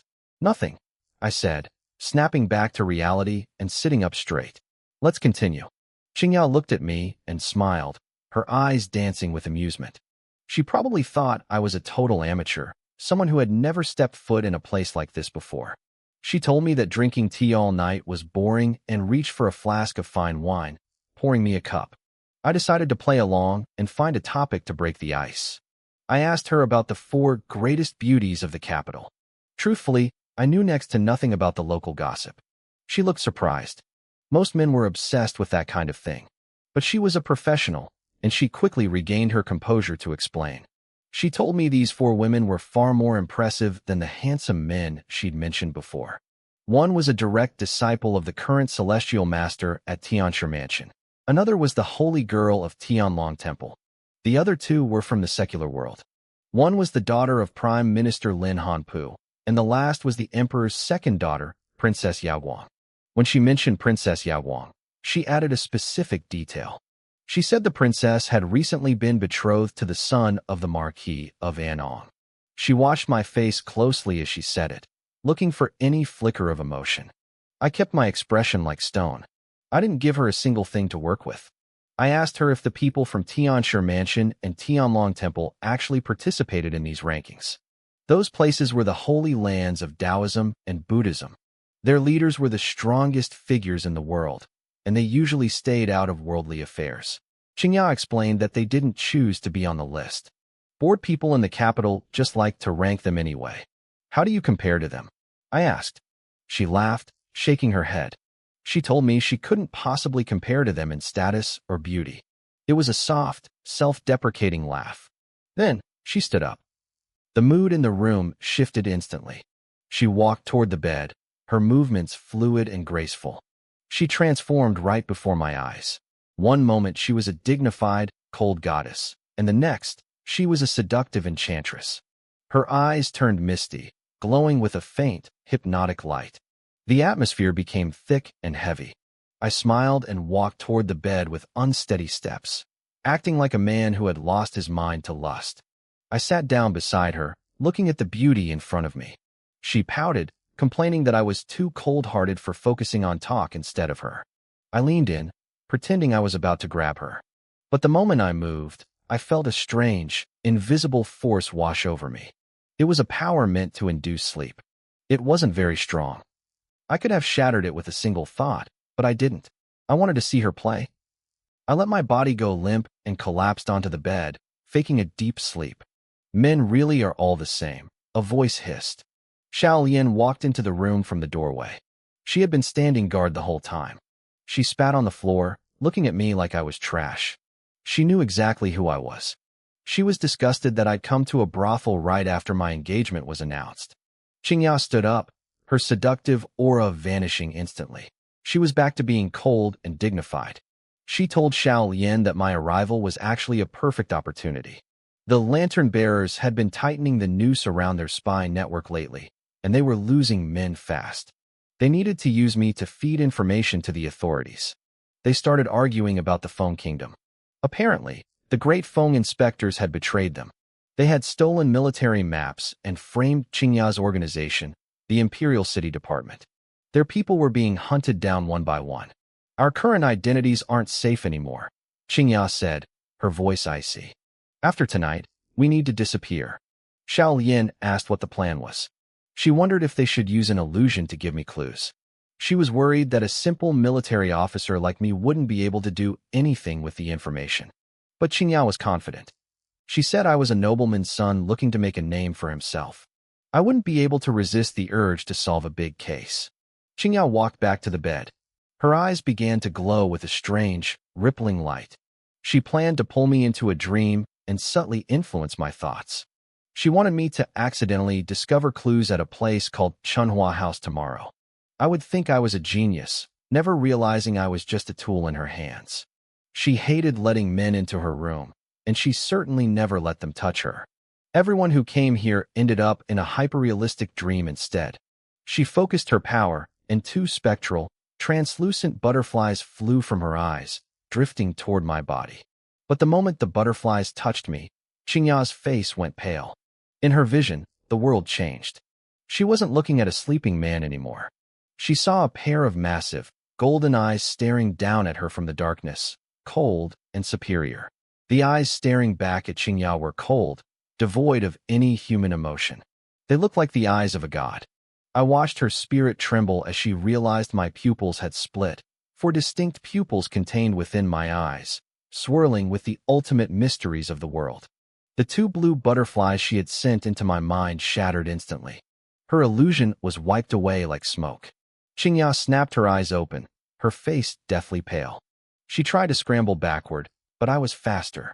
I reached out and grabbed her slender, jade-white arm with a grip like iron. The force pulled her off balance, and she tumbled onto the bed, landing right in my arms. I looked down at her, a playful smirk on my face. For a split second, she saw my pupils merge back into one, deep and dark as a black hole. "Let go of my lady," Shaolian shouted. The maid was stunned. She couldn't understand how I was awake. I was supposed to be trapped in a deep, drug-induced sleep. Having a beauty like Qingya in my arms felt incredible. Her skin was soft and warm, but neither of us was in the mood for romance. "I didn't expect the famous Qingya to be a powerful sorceress," I said, my voice full of curiosity. "Trying to drag people into illusions. Can you kill people in their dreams too?" I reached out and hooked my finger under her chin, tilting her perfect face up to mine. I acted like a spoiled noble teasing a common girl. Her sapphire blue eyes were wide with shock. We were so close I could feel her breath on my cheek. Her skin broke out in goosebumps, and a deep flush spread across her face as if she were drunk. Shaolian was panicking. Seeing me touch her mistress, her internal energy exploded. Her blood surged like a rainbow, her body tensing like a small predator ready to pounce. A sorceress and a 7th-rank martial artist, I noted, completely unfazed. I didn't think this little pavilion would be hiding such talent. I let my fingers slide across Qingya's cheek, tracing the smooth line of her skin. She shivered, her face turning even redder. She felt a strange heat wherever I touched her, as if my fingers held some kind of magic. "You were awake the whole time?" Qingya gasped, trying to force herself to stay calm. "You heard everything? That's impossible. You drank the tea and the wine. I put sleeping drugs in both." She was terrified. She realized she had lost control of the situation and feared I might actually ruin her virtue right then and there. She wanted to distract me, to find a way out. She had used a colorless, odorless drug developed by the Imperial City Department, plus her own eye techniques. It should have been foolproof. "Maybe I'm just exceptionally strong," I said casually. "Or maybe your dosage was too low." In reality, I had the system. The moment any foreign substance entered my body, it was scanned. If it was harmful, the system blocked it. My body was effectively immune to all poisons. Qingya stared at me, speechless. "Too low? There are men all over the courtyard," Shaolian threatened. "You won't get out of here alive. Be smart and let Our Lady go, or else." "Or else what?" I interrupted, looking the maid up and down. "Are you going to attack me? Do you really think you can take me down instantly? You're just a 7th rank in the spirit refining realm." I realized Qingya's background was even bigger than I thought. Even in the Imperial City Department, she wouldn't be a nobody. I had caught a very big fish tonight. "Go ahead, try to fight," I continued. "Or call the men outside. Maybe there's a 6th or even a 5th rank expert out there who can stop me. But I'll remind you of two things. First, those men are from the Imperial City Department, not your private servants. If they see their lady lying in bed with me, don't blame me for the rumors. Second, it's past curfew. The lantern bearers and the Imperial Guard are patrolling nearby. If a fight breaks out, they'll be here in seconds. Do you think you can hide from them?" I laughed, feeling like a true villain, and pinched Qingya's soft cheek again. I had let my uncle and the others leave because I was confident in my own strength. The room went silent, save for my laughter. Xiao Yin's face was beet red with rage, her teeth clenched, but she didn't move. She knew I was right. If a commotion started, they were all dead. Young master, since you know who we are, why don't you let me go? We can sit down and talk, Qingya said, her voice steadying. She looked at me with her bright eyes, realizing I wasn't the useless son the files described. Can't we talk on the bed? I whispered, my hand sliding down her back. She jumped at the touch, her skin turning bright red as if she'd been hit by an electric shock. I was making it clear who was in charge. She wasn't the one setting the terms anymore. Fine, she said, seeing she couldn't win. The military maps, we didn't steal them. The Great Feng inspectors framed us. They used us as shields. Why should I believe you? I asked. I don't care who stole the maps. I know you're from the Imperial City Department. That's a fact. If I turn you in and wipe out this hideout, it's a massive achievement for me. Why would I go looking for someone else? Qingya and Xiao Yin fell silent. They couldn't argue with that logic. To the government, catching either group was a win. But here's another option, I said, leaning in. If the Great Feng inspectors have moles in your department, I'm sure you have moles in theirs. Give me the locations of the inspectors in the capital. Then we can talk. And give me the evidence, I added, my voice cutting through the heavy silence. Prove that your people didn't steal those military maps. If you do that, I'll let you go. How does that sound? The despair in the room vanished instantly. Qingya and Xiao Yin, who had been sinking into darkness just moments ago, looked at me with renewed hope. Their emotions were riding a total roller coaster. Qingya stared at me intensely. We were so close I could feel her breath on my skin. She saw more than just a handsome face now. She saw a man whose ambition outweighed everyone else's. I had my own plans. Capturing the Imperial City Department agents would be a huge win, but it wasn't enough. If they really hadn't stolen the maps, the Night Watchmen would eventually figure that out during their investigation. My credit for the arrest would be slashed in half. But if I could be the one to uncover the truth first, if I could dismantle the Great Feng Inspectorate's spy network in the capital, that would be a different story. If I pulled that off, I wouldn't just be successful. I'd catch the attention of Emperor Wen himself. I wasn't satisfied with just taking down one hideout.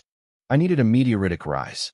I only had 5 years before my fated death, and right now, I was just a lowly 7th-rank captain. I had to move fast. Why should I trust you? Qingya asked, her voice trembling slightly. If I give you the inspectorate's intel and you just arrest us anyway, I lose everything. I can't give you proof, I said, leaning in until our noses almost touched. The only thing you can trust is my character. You can choose not to gamble, but you know the alternative. I gripped her soft chin again, forcing her autumn water eyes to meet mine. I spoke with a cold, domineering tone. As I stared at her, a mysterious ripple seemed to emanate from my pupils, clouding her judgment. For a second, she saw that same heavenly, godlike eye she had encountered when she tried to invade my mind earlier.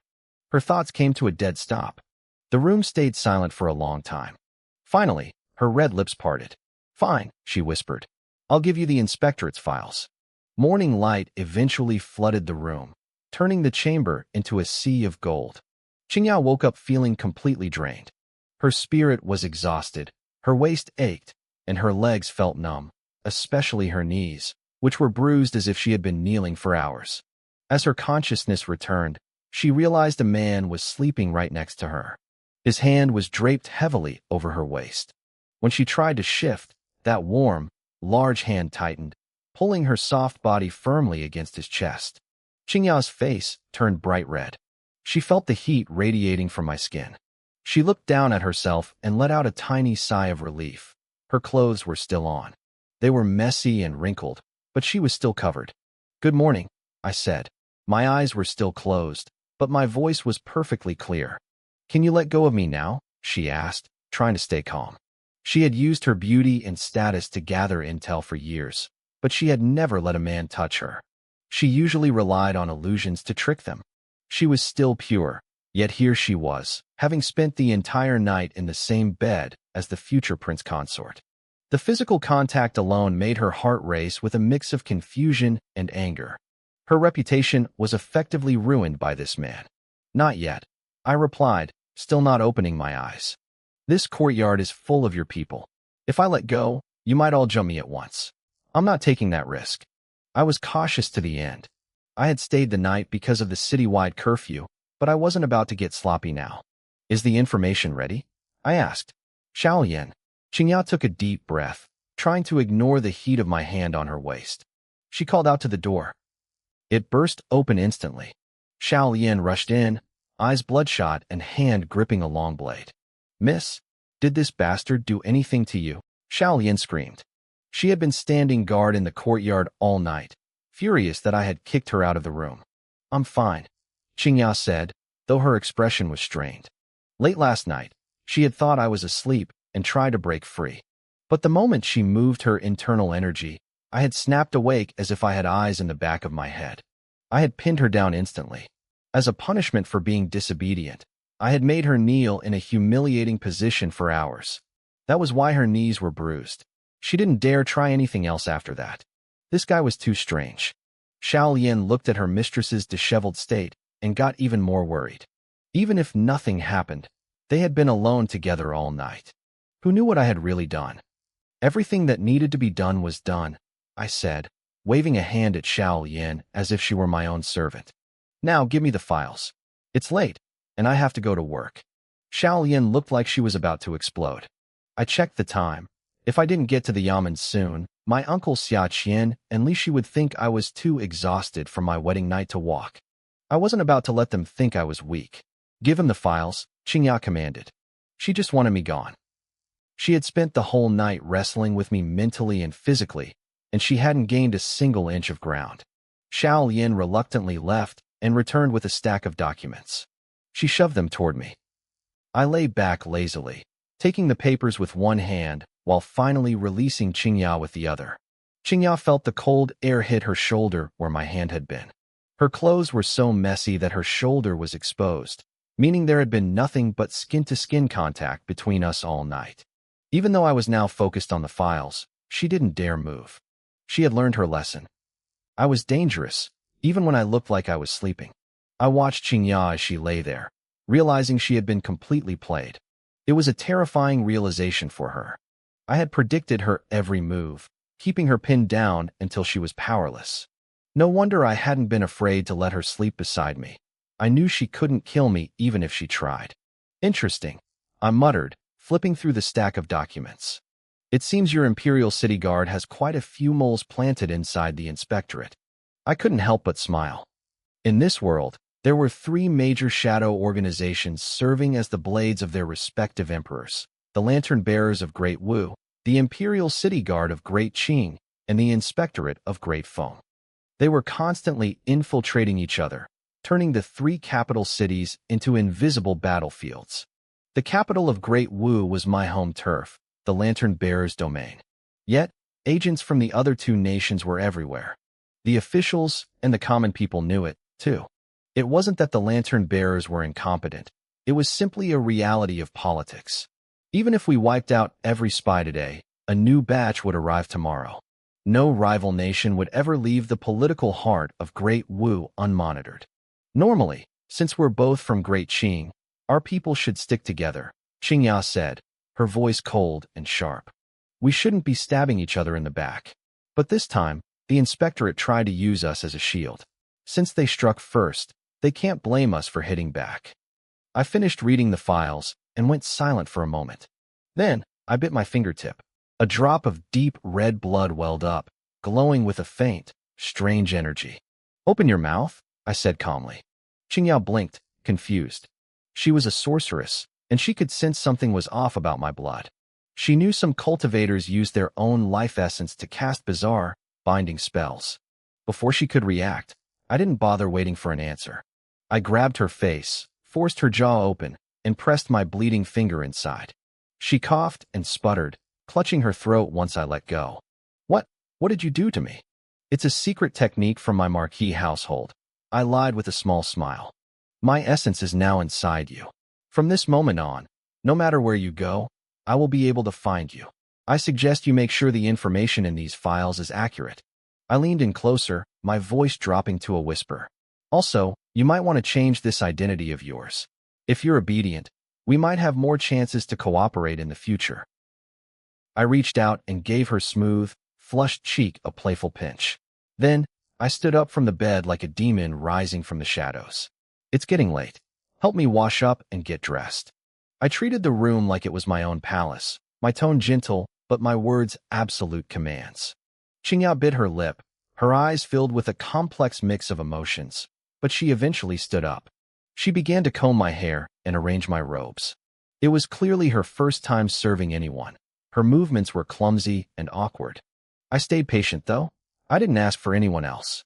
This was a test of obedience. Back in my old world, people had a specific name for this kind of psychological conditioning. I was breaking her will, piece by piece. By the time I walked into the Yamen office, I felt refreshed. "Young master," my uncle, Xia Qian, called out as he hurried toward me. "Boss, how was the night?" Li Shi approached from the other side, a knowing, lewd grin on his face. I patted Li Shi on the shoulder and gave him a satisfied smirk. How else could it be?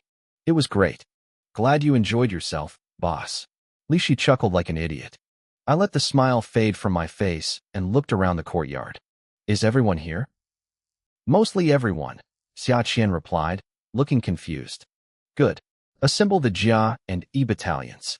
Now, Xia Qian froze, not understanding why I was calling a sudden assembly, but he didn't dare ask. Li Shi remained calm, and within minutes, my 200 men were lined up and ready for action. The other soldiers in the camp watched us with curiosity and dread, wondering why we were gearing up for war so early in the morning. I pulled my cousin, Xia Hui, aside and whispered instructions into his ear. His expression grew grimmer by the second. We split into two groups. I told him firmly, "Move fast. If anyone resists, kill them on the spot. But the core targets must be brought back alive. Understand?" "Yes, Commander." Xia Hui saluted. In the barracks, he knew better than to call me young master. I stepped in front of the troops. "Jia Battalion, follow Xia Hui. E Battalion, follow me." I didn't explain a thing. The 200 men looked at each other, confused, but they didn't ask questions. As long as I wasn't ordering them to storm the imperial palace, they would follow. We marched out of the Yamen in full battle gear, heading straight for the East District. "Young master, what are we actually doing?" Xia Qian whispered, scurrying to keep up with my pace. "Don't ask. You'll see in a minute." Xia Qian shrank back. He knew that look on my face. Whenever I looked like this, something big was about to happen. 15 minutes later, we arrived at East Main Street. This was the cultural heart of the capital, packed with tea houses and theaters. Everything popular in Great Wu started here before spreading across the world. I stopped in front of a famous theater called the White Moon Tower. "Surround the building," I shouted, my voice cold as ice. "Don't let so much as a fly escape. If anyone tries to break the perimeter, shoot them dead." A shiver ran down the spines of my men. The White Moon Tower was a playground for the rich and powerful. Even members of the royal family came here. Shooting someone with a high-status background could mean their heads, but they looked at me and remembered who my father was. They didn't hesitate. They sealed the building tight. Inside the theater, the show was in full swing. A new play called The Tale of the Mandarins had recently become a massive hit among the nobility. It was performed 3 times a day to keep up with the demand. The story was a romance between the heir of a marquis and a princess from the northern tribes. It was a forbidden love that broke all social norms. Usually, these stories ended happily, but this play had a twist that shocked everyone. Just when the audience thought the couple would live happily ever after, the princess was killed. It was the first time the public had seen a tragedy like this. The hero, driven mad by grief, turned to a path of dark revenge. It was a gripping story, but I wasn't here for the drama. I was here for the people behind the curtain. The play was at its peak, and the audience was hooked. The tragic twist had everyone leaning forward, their eyes glued to the stage. But the fantasy ended when the heavy doors of the White Moon Tower were kicked open. My imperial guards flooded the room, their boots thundering against the polished floor. The sight of drawn blades instantly turned the theater's excitement into pure terror. Servants from various noble houses scrambled, running toward the private balconies to protect their masters. Imperial guards on official business. I warned. My voice cut through the chaos like a thunderclap, vibrating with enough power to leave the crowd dazed. Nobody move. Stay where you are, or you will be executed on the spot. I stood at the front, my hand resting on my blade. Behind me, 10 guards unsheathed their swords in unison, the metallic ring echoing through the hall. On my flanks, crossbows and firearms were leveled at the crowd. These were armor-piercing bolts and heavy shot. If anyone tried to be a hero, they'd be turned into a sieve before they could take a second step. The wealthy officials who had been about to complain suddenly found their voices trapped in their throats. They sat down, pale and trembling. I ignored them. My eyes scanned the crowd and locked onto the stage. Right in the center stood the lead actor, a handsome young man still dressed in his elaborate costume. He was staring back at me, his eyes sharp and calculating. He was a beautiful man, I had to admit. According to the intel from Chinya, this actor was the heartthrob of the capital. Half the noblewomen in the city were obsessed with him. But to me, he was just a target. Take him, I said, pointing a finger at the lead actor. 5 guards lunged forward like tigers into a flock of sheep. They didn't hesitate. They didn't offer a chance to surrender. The actor's expression darkened. He knew this wasn't a random inspection. We were here specifically for him. Before my men could reach him, a female performer playing a warrior role stepped in front of him. She flicked her wrist, sending a shower of hidden needles flying toward my guards. My men deflected the projectiles with their sabers, but 3 more actors joined the fray. The stage erupted into a chaotic brawl. The audience screamed as stray blades and hidden weapons whistled past their heads. They realized now that the performers they had just been cheering for were actually highly trained killers. Go, I commanded. 10 more elite guards joined the assault. I watched the actor, the man Shinyo identified as a high-ranking mole for the overseer department. He was the one coordinating their activities in the capital. He was the one who had stolen the military maps. He knew he was trapped. Even if he broke out of the theater, the streets were crawling with patrols and the hidden agents of the lantern bearers. But he wasn't going down without a fight. He reached into his sleeve and tossed out a handful of paper dolls. In midair, the paper expanded, growing into man-sized figures holding swords and spears. They looked like living shadows. The paper constructs clashed with my guards, showing surprising strength and speed. The theater was a mess of screams and flashing steel. My guards were being held back by these supernatural puppets. I couldn't wait any longer. I needed a lightning strike, not a prolonged siege. Move, I shouted. I drew the crimson saber from my back. As my inner energy surged, the blade began to glow with a scorching heat. I felt the power of the red young body refining art coursing through my veins. I lunged forward, a streak of red light in the dim theater. I swung the saber at the nearest paper puppet. The moment the blade touched the paper, it erupted into a massive fireball. A construct that could hold off 3 guards was turned to ash in a single stroke. I was a tiger among sheep. I cut through the paper army, one by one, incinerating everything in my path. My uncle, Xia Qian, followed close behind, leading the rest of the guards to mop up the remaining resistance. The lead actor's face went pale. He was pouring his own energy into maintaining the puppets, and it was draining him fast. You go first. I'll hold them, the female warrior shouted, raising a heavy cleaver. She leaped at me, aiming to split me in 2. I didn't even blink. I saw her move before she even finished the thought. I swung my crimson saber in a wide arc. For a split second, the entire room seemed to be illuminated by a rising sun. When the light faded, the woman was frozen. A thin red line appeared down the center of her body. Then, in front of the horrified audience, she split in 2. Blood sprayed across the stage, staining the floor a deep, gruesome crimson. The noblewomen in the balconies shrieked and turned away. The handsome young man they had admired was now a blood-spattered executioner. I didn't care. I wiped a spray of blood from my cheek and locked eyes with the lead actor. You're Xiachen, he spat, backing away. The waste of the Marquis's house? It seems everyone was blind. You killed an 8th-rank peak martial artist in one blow. You've been hiding your true strength all along. He was right. A 17-year-old at this level would be considered a genius even in the elite circles of the border armies. But I didn't have time for small talk. I only had one goal, the leader. I ignored his guards and his distractions. I pushed my body to the limit, my blood boiling with power as I charged straight for his throat. My energy surged, manifesting as a physical layer of golden light that clung to my skin like a suit of divine armor. I moved faster than a lightning strike. My pupils shifted, the double pupil vision activating once more. In my sight, the world slowed down to a crawl. It was as if I had rewritten the flow of time itself. Shi Ling, the lead actor, saw the window just inches away. He kicked off the floor, desperate to dive through and vanish into the night. But I was already there. I appeared behind him like a vengeful demon, my shadow swallowing him whole. I reached out, and for a moment, it felt as if I had sucked all the air out of the room. I grabbed him by the back of the neck. He dangled from my grip like a helpless chick. He was a sorcerer, a man of tricks and spells, but a sorcerer caught at close range by a martial artist is already dead. Especially when that martial artist was me.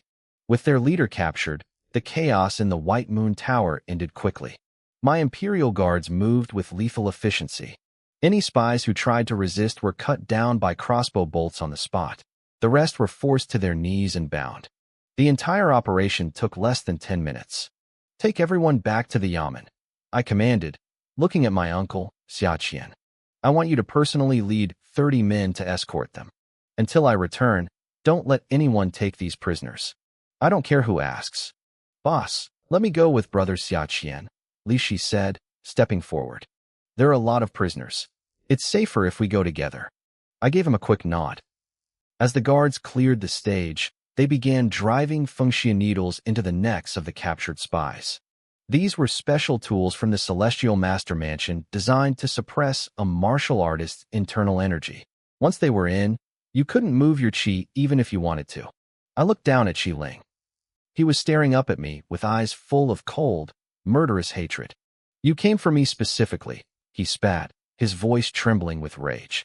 You've been hiding your strength for years, waiting to steal the credit from the lantern bearers. You're more ambitious than I thought. He had expected the secret police to find him eventually, but he never expected to fall to the Imperial Guard, and certainly not to me, the man everyone called a waste. I didn't give him the satisfaction of a response. I simply raised my fist and hammered it into the back of his head, knocking him unconscious with a single, brutal blow. I didn't hand him over to my uncle. I kept his limp body in my grip. I needed to watch him myself. A few of you, follow me. I barked, turning toward the exit. We're moving to the next location. Speed was my only advantage. I needed a lightning strike to catch the inspectorate off guard before they could react. Boss, where are we going now? Li Shi asked, his eyes wide with excitement. Are there more spies? Xia Qian shook his head, keeping his mouth shut as he began processing the remaining crowd. The audience members finally breathed a sigh of relief. They whispered among themselves, wondering if we were from the Royal City Department or the Inspectorate. That officer, who is he? One woman whispered, her eyes fixed on my back. He didn't say a word. He just walked in and crushed them. So dominant. So cold. He's incredibly handsome, another noblewoman added, her face flushing red. I've never seen such a beautiful man in the capital. Find out which family he belongs to. I need to know if he's married. High above the chaos, in the most expensive private booth of the tower, a young man and a sophisticated older woman sat calmly sipping tea. They hadn't flinched once during the slaughter. To them, the people below were just actors in a play. Su Buliu, what do you think of his skill? The young man asked, his voice smooth. A swordsman stepped out from the shadows of the corner. This was Su Buliu, a man known throughout the capital as a genius of the blade. His control over his internal energy is perfect, Su Buliu said, his eyes narrow. Every ounce of his power is focused into the tip of his blade. He has already grasped the essence of the saber arts, pure, masculine, and overwhelming. Among 7th-rank artists, few could stand against him. And that's assuming he isn't hiding even more strength. If you were at the same rank, could you beat him? The young man asked, intrigued. I'd have to fight him to know, Su Buliu replied. I am at the peak of the 5th rank now, nearly at the 4th. If I suppressed myself to the 7th, I would win, but it wouldn't be easy. He is special. The young man smiled. Interesting. Find out who he is. Bring him to me. I want to meet this good seed from the Imperial Guard. He liked the idea of turning a genius into his personal dog. But the woman across from him finally spoke, a playful smirk dancing on her lips. She was in her 30s, dressed simply but radiating an aura of supreme authority. No need to search, nephew, she said softly. If I'm not mistaken, we already have a connection to him. The young man looked surprised. His aunt was a woman of immense ambition who had her hands in every political pie in the city. Her information was never wrong. That is Xia Chun, she continued, her eyes shimmering with something like hunger. The eldest son of the Marquis of Anong. The man recently betrothed to Princess Yaoguang. My sources said he was beautiful, but seeing him in person, he puts the 4 gentlemen of the capital to shame. She leaned back, watching me leave the building. My niece certainly has good luck. Princess Pingyang let out a long sigh of admiration. She was the youngest sister of Emperor One. Although they didn't share the same mother, she had been raised personally by the emperor's own mother. Emperor One had been on the throne for over 50 years and treated this sister more like a daughter than a sibling. As she grew, Pingyang showed a massive interest in politics. Instead of stopping her, the emperor tacitly allowed her to interfere in court affairs. This made her status within the royal family incredibly unique. The third prince was even more stunned than his aunt. He had initially wanted to recruit this stray dog of a captain into his personal service. He never expected such a deep connection. Aunt, is your information correct? The prince asked. From what I remember, Xia Chun was a famous waste. The Marquis of Anong ignored him for years. How did he become this powerful? The Xia family secured a position for him a few days ago, Pingyang replied, her eyes fixed on my retreating figure. The identity and appearance matched the captain of the Imperial Guard perfectly. It's him. As for his cultivation level, it is indeed surprising. She rested her chin on her delicate hand, her thoughts drifting towards something unknown. I had no idea that Princess Pingyang and the third prince had watched my entire operation from the White Moon restaurant. I didn't have time to look back. I was already racing toward my next target. This location was an inn, a secret intelligence hub for the inspectorate within the capital. I suspected the stolen military defense maps had been funneled through here. We hit the place hard. There was some resistance, but my men were fully armed with Imperial Guard crossbows. We gunned down those who fought and quickly captured the innkeeper. Search everything, I commanded, my voice cold. Don't miss a single scrap of paper. Take it all. We moved to the next location immediately. It was a sustenance hall in the northern district, essentially an orphanage and nursing home combined. But when I kicked in the doors, the place was a ghost town. Only a few confused children and bedridden elderly people remained. Sir, there's no one here, a soldier reported. We found no documents either. I stood in silence, staring at the weathered wooden plaque above the door. From the moment I left the barracks to the restaurant, the inn, and finally here, less than an hour had passed. Yet they had already evacuated. Their information network was terrifyingly fast. Sir, where to next? Someone whispered. My men were still in the dark. I hadn't told them who we were actually hunting. Back to the barracks, I said, waving a hand. We've startled the snake. Searching further is pointless now.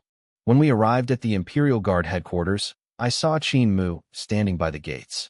He looked frantic. He rushed toward me the moment he saw the 200 soldiers trailing behind me with prisoners in tow. I heard you took half the unit out the moment I arrived this morning. Qin Mu stammered, looking at the crowd of captives. What is this? Why did you arrest so many people? He was confused and clearly worried. The Imperial Guard had the power to make arrests, but doing it on this scale without informing him was a massive political risk. The news was likely already spreading across the capital. These are people from the inspectorate, I said quietly. The situation was urgent this morning. I didn't have time to ask for permission. I will explain everything to the general personally. I knew I had broken protocol. If I were an ordinary officer, Qin Mu would have probably ordered my arrest on the spot. But I wasn't ordinary. I pulled Qin Mu aside, lowering my voice. Sir, I know the process was wrong. But trust me, the general's family, and the general himself, will be overjoyed once they see the results. He won't punish you. In fact, this credit might be exactly what you need to earn a promotion. I flashed a friendly smile, dropping the cold-faced Yama persona I used during the raids. Mu was my superior, and I knew how to play the game. In politics, you make as many friends as possible and keep your enemies to a minimum. If you unite the right people, they will eventually push you toward the top. Mu's eyes lit up. He was about to speak, but I cut him off. The prisoners are secure. Let's go see General Li Wenjong together. Inside the office, General Li Wenjong nearly jumped out of his chair. He knocked over his tea, soaking his robes, but he didn't seem to care. What? You're saying the military maps were stolen by the inspectorate? He gasped. Mu stood beside me, equally shocked. The theft of the maps was the biggest scandal in the capital. Everyone knew the Imperial City Council had done it. Even the lantern bearers, the Emperor's elite investigators, believed that version. According to my intel, the people I captured today planned and directed the entire theft, I reported respectfully. The prisoners are in our cells. One interrogation will prove it. Even if the maps aren't with them, the fact that they are secret agents of the inspectorate is undeniable. Either way, this is a massive achievement for our unit. Li Wenjong sat back down, trying to calm his breathing. A smile began to creep across his face. If the inspectorate really stole those maps, this wasn't just a win. It was a career-making miracle. However, I added, watching his expression, this might offend the lantern bearers. I don't know if you can handle the pressure from their side, General. Li Wenjong's eyes flickered. The lantern bearers operated outside the normal government hierarchy. They were powerful and feared. If we proved the inspectorate stole the maps, it would expose the lantern bearers as incompetent. We would be climbing to glory by stepping on their faces. It doesn't matter, Li Wenjong said, his voice hardening with resolve. The Imperial Guard belongs to the Emperor. The lantern bearers have no jurisdiction over us. Besides, we have the legal right to intervene in matters of capital security. This is perfectly legitimate. The general wasn't a coward. He had his own backing, and he wasn't about to let a golden opportunity slip through his fingers. Keep this quiet for now, Li Wenjong commanded. Break their wills. Get the evidence. Once everything is ready, I will enter the palace and present our findings to His Majesty. I'll make sure everyone is rewarded. As he spoke the last words, his gaze lingered on me. He was looking at me differently now, no longer just a boy from a marquis's house, but a player in the game. Li Wenjong looked at me, his eyes filled with a new kind of respect. I was far more sensible than he had expected. Most young men my age were blinded by arrogance, thinking they could conquer the world the moment they stepped out of their front door. But I was playing the long game. I had handed him a massive victory on a silver platter, and now he had to return the favor. I bowed respectfully, a small smile playing on my lips. I will follow your lead, General. A mature politician knows how to slice the cake. You have to provide benefits for the people below you and feed the people above you. If you try to eat the whole meal yourself, you end up choking. History is full of greedy men who met miserable ends. I wasn't going to be one of them. Besides, I was still too weak. If I went head-to-head with the lantern bearers now, I wouldn't stand a chance. It was much better to let Li Wenjong carry the banner and take the heat while I focused on growing my strength in the shadows. Mu stood to the side, watching me negotiate with the general. He looked a bit dazed. I could practically see the thoughts swirling in his head. He was supposed to be my superior, yet here I was, discussing high-level strategy with the man in charge while he couldn't even get a word in. But then, a look of realization crossed his face. Why should he worry? He was getting credit for doing absolutely nothing. He decided right then to just sit back, relax, and play the role of a supporting character. I stepped out of the command tent and immediately ran into Xiaohui. He looked tired but satisfied. What's the situation on your end? I asked. I managed to destroy 3 strongholds and captured all the key figures, Xiaohui reported. But when we reached the 4th location, it was already empty. I fell into thought. I had only secured 2 locations on my end, and it seemed the inspectorate had been a step behind. Still, we had captured the most important target, Shiling. The mission was already a success. By noon, the entire Imperial Guard camp felt different. The atmosphere was thick with tension. The general, who usually spent his days drinking tea in his tent, had visited the makeshift cells at the back of the office several times. Every time he emerged, he was grinning. The soldiers noticed. They knew this had everything to do with the people we had dragged in that morning. I stayed in my tent for the most part, only leaving to assist Li Wenzhong with the interrogation of Shi Ling and the others. The cells were just airtight, windowless rooms. Since the Imperial Guard didn't have a formal prison like the Ministry of Justice or the Lantern Bearers, we had to get creative. To speed things up, I taught the guards a few memory recovery techniques. I used my knowledge to help the prisoners remember exactly how the military maps were stolen. I didn't stick around for the messy parts. I just knew that once the session started, the screams echoing from the cells were constant and bone-chilling. The guards who carried out my instructions started looking at me with a newfound sense of awe and fear. They realized their new captain was a cold-blooded man. Even a trained spy would break under the methods I had suggested. That afternoon, the lantern bearers finally arrived. Neither I nor Li Wenzhong were surprised. We had moved too many troops and arrested too many people for it to stay a secret. The news had already spread through the capital.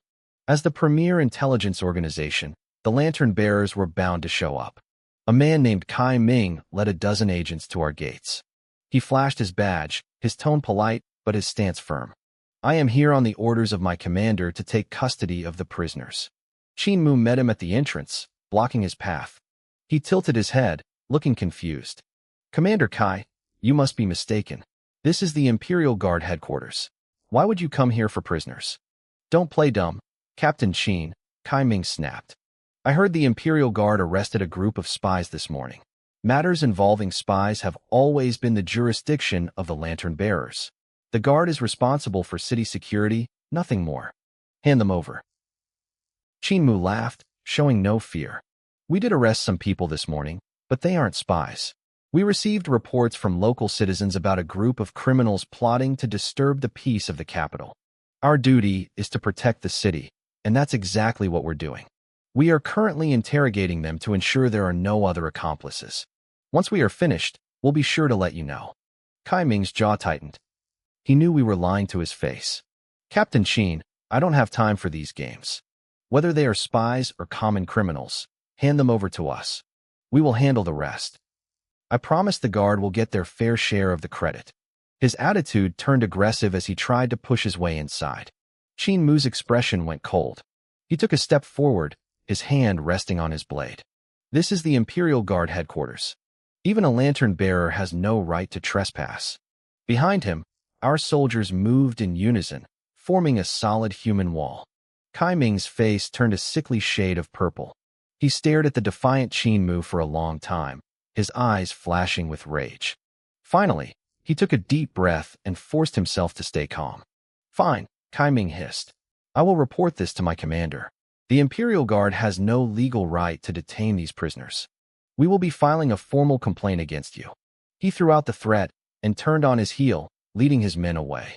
He knew he couldn't force his way in, and he knew someone much higher up than a simple captain was giving the orders to stand firm.